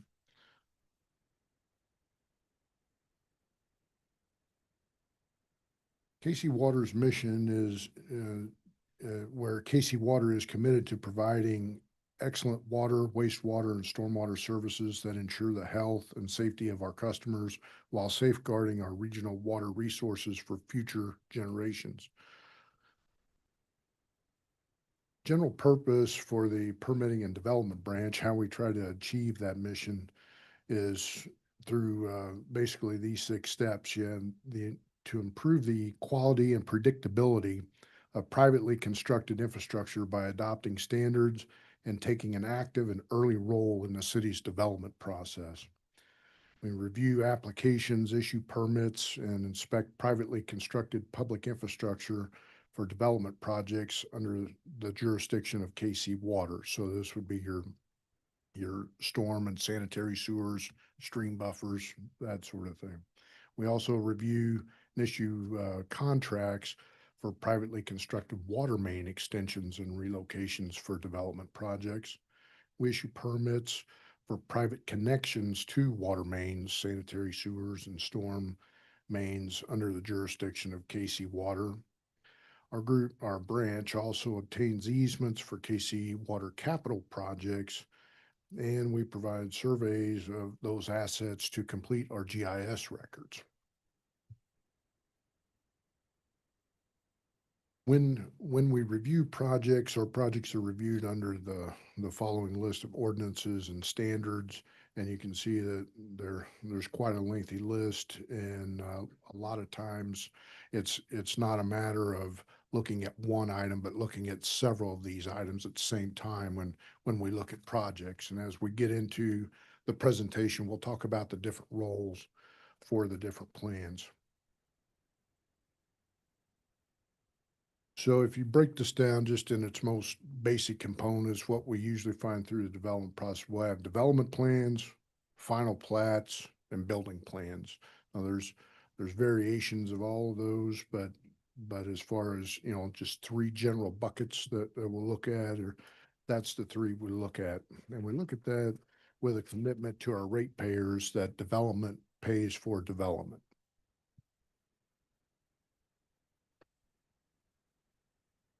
So the first that you are most familiar with is the development plan reviews. And so those are reviewed for compliance with the water, sewer, storm, stream buffer ordinances, rules, regulations, and standards. Plan corrections and conditions are developed to require the development to attain compliance with these ordinances, rules, and standards. And then the corrections and conditions are developed by the plan review group, water main extension group, and connection permit group. These come in the form of conditions or corrections that you see on the development plans that come before you. You'll see a lot of these that come through and say, with approved with conditions. Well, those conditions are to make sure that as a development plan goes through the process to those subsequent phases, that things like sewers that are meant to serve the entire watershed, or water mains that are meant to extend to the limits of the project, are accomplished on those plans.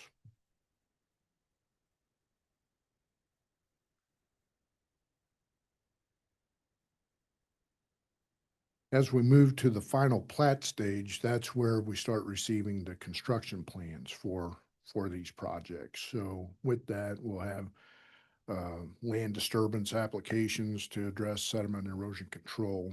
And then we have the floodplain applications that come in that are regulated under the City Planning and Development Group, but we provide reviews for those with respect to water services. Any agreements, easements, private infrastructure, covenants to maintain, that sort of thing, are handled at that final plat stage. So that those are all documents that are developed and required prior to releasing those final plats for recording. What's a covenant to maintain? A covenant to maintain is a document that we would use for the perpetual care of an item, whether it's a stormwater detention basin or what we're seeing quite a bit of now are private sanitary sewers or private water mains. And this is not to include service lines, but this is mains that would serve more than one lot. And so with those, the covenant to maintain would address the perpetual care of that with the owner and then any assignees that if the property is sold to someone else. So if they don't maintain it, does the water department, gives you the ability to go in and fix it or take care of it? It does with provisions for assessing liens against the property, but typically it would also spell out the responsibilities of those parties. And so kind of tying in a little bit to what you just said and the previous one, talking about developing mains and such through property, through the whole property or cross property. So we've gone through this quite a bit in the last couple of months in cases, and I'm a little bit of clarity on how that works. So if someone has a large plot of land and there's the connection point, they have to run a main from their corner all the way to the adjacent corner of that Right, property. and we can separate this out into two separate things. So sanitary sewers are designed to serve a watershed or a drainage area. Sure. That means extending them, if your project is located within, let's say, the middle Yep. of a watershed, then it's your responsibility to not only connect to it at the discharge point, the low end of the watershed, but to extend it to the extents of your property so that the adjacent properties and the ones within that same watershed can connect to that sewer to continue that path of development throughout that. Water mains, little different, they're under pressure. Yep. Don't necessarily serve just a watershed in and of itself, but would be extended to the limits of the property, typically along the public streets, public corridors there, to provide a connection in the looping of the system so that you have continuity of flow and pressure in the system itself, and to provide fire protection for the property and adjacent property then.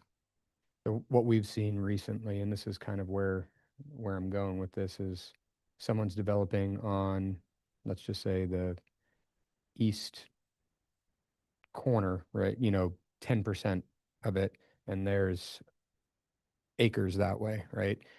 They're still required to develop, they're still required to run their line fully down their property to the next adjacent property, correct? Right, that's a requirement that we would come in, that typically you'll see applicants want to seek relief from that from the planning commission and through city council. But our conditions are very consistent in that we want to see if it's a water main, that it's extended along the perimeters of that project to the limits of the project. And then if it's a sanitary sewer, then it serves the watershed itself and storm sewers. And as so far they as would that be goes. responsible for building, the city would be responsible for maintenance, right? This doesn't, After acceptance of those, yeah, so that would get into that privately constructed, but it ends up being public infrastructure. So, understood. Okay. thank you.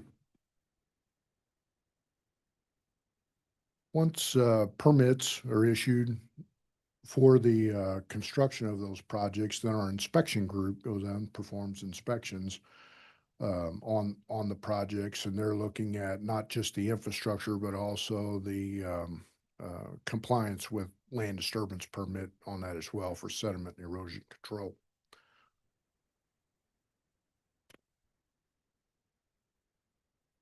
Our connection permit group, once a water main or a sewer main has been accepted into the system, then our connection permit group can issue connection permits to the licensed master plumber for connections to those mains.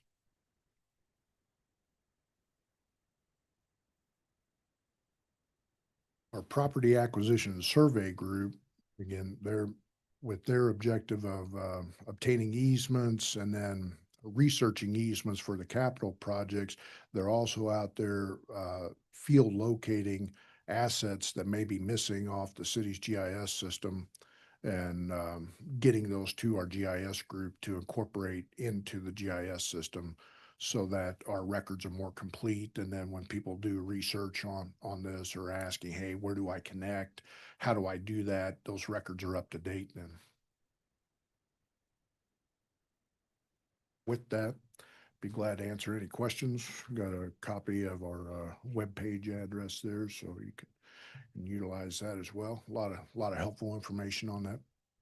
I've got a couple questions more just kind of for inner city stuff.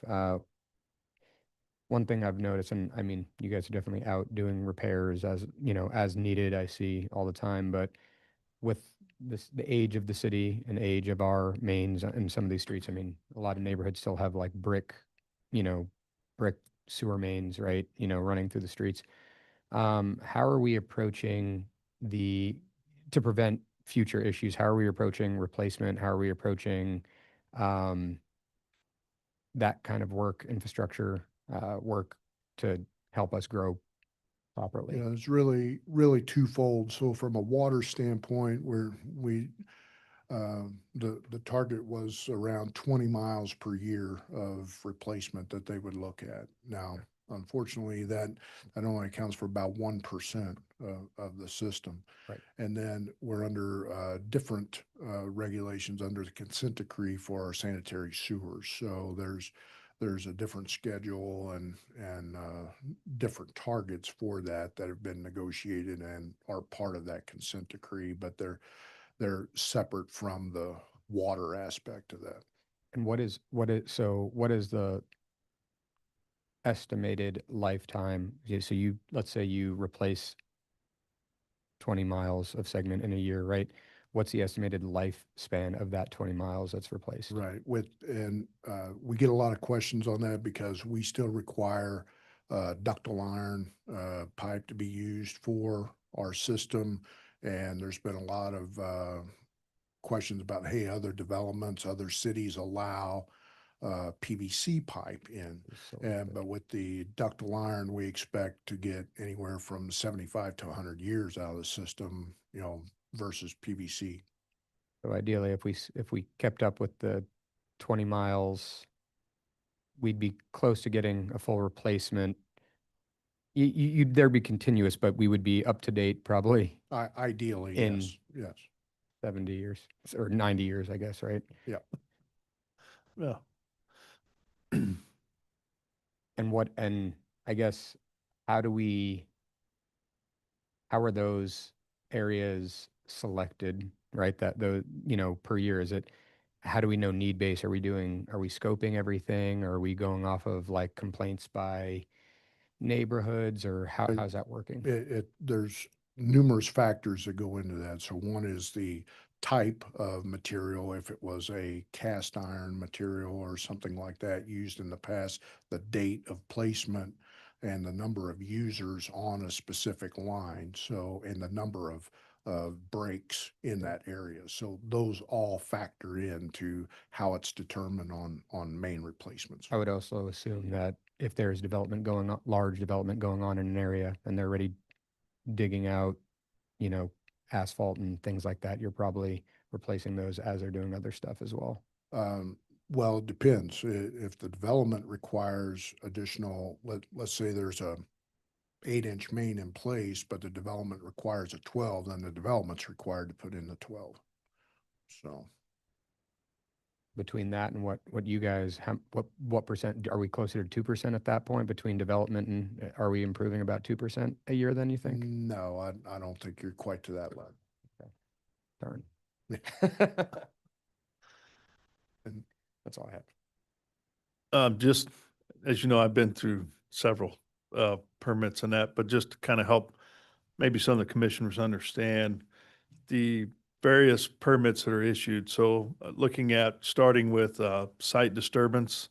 So you got a set of plans for that. There's a permit for that. Then you Right. have the grading permit after Yep. that. And we get that a lot, and I'm glad you asked that because a lot of people don't really understand the correlation between the permits. And so, yes, that land disturbance permit is your first permit that you're going to pull, and you have to have that in place before you're allowed a mass grading or a private grading permit. And so once those are in place, then you can start pulling your other infrastructure permits. But then, if you have off-site construction and easements are required for those mains going in off-site, you're going to have those documents in up front. And if it's on your site, then most of the easements get recorded on the final plat then. So Does the site disturbance plans also serve as your stormwater pollution prevention plan? Or is that still something else you have to that would get? be that's required in addition to that. Okay, even though they have a lot of the same A information. lot of the same information, but there's more specific information that's in a stormwater pollution prevention plan regarding proximity of the site. There's different information that's required in that plan than what would be on the site disturbance plan. Site disturbance more specifically for just sediment erosion control, where the stormwater pollution prevention plan is more of an operational type plan. And that SWPPP, that comes from the state, not necessarily from the city? Or do you permit that as well? We require that as part of your land disturbance package. Okay. And we have to, well, we record that weekly normally. Okay. Any questions from the commissioners online? Nope, none for me. None for me. None here. You guys understand the system fully, huh? Excellent. Yeah, when's the exam? Are you ready? Right now. Yeah, I was about to say. Well, I'm sure Lucas is looking for some help, so if you all like to help him out, you take it. That's right. Okay, thank you very much, Travis. Appreciate your information and presentation today. Very informative, I think, for everybody. So at this time, is there anything else to come before the commission? There's nothing else. All right, so motion to adjourn. So moved. All right. Thanks again, everybody. We'll see you next time. Take care.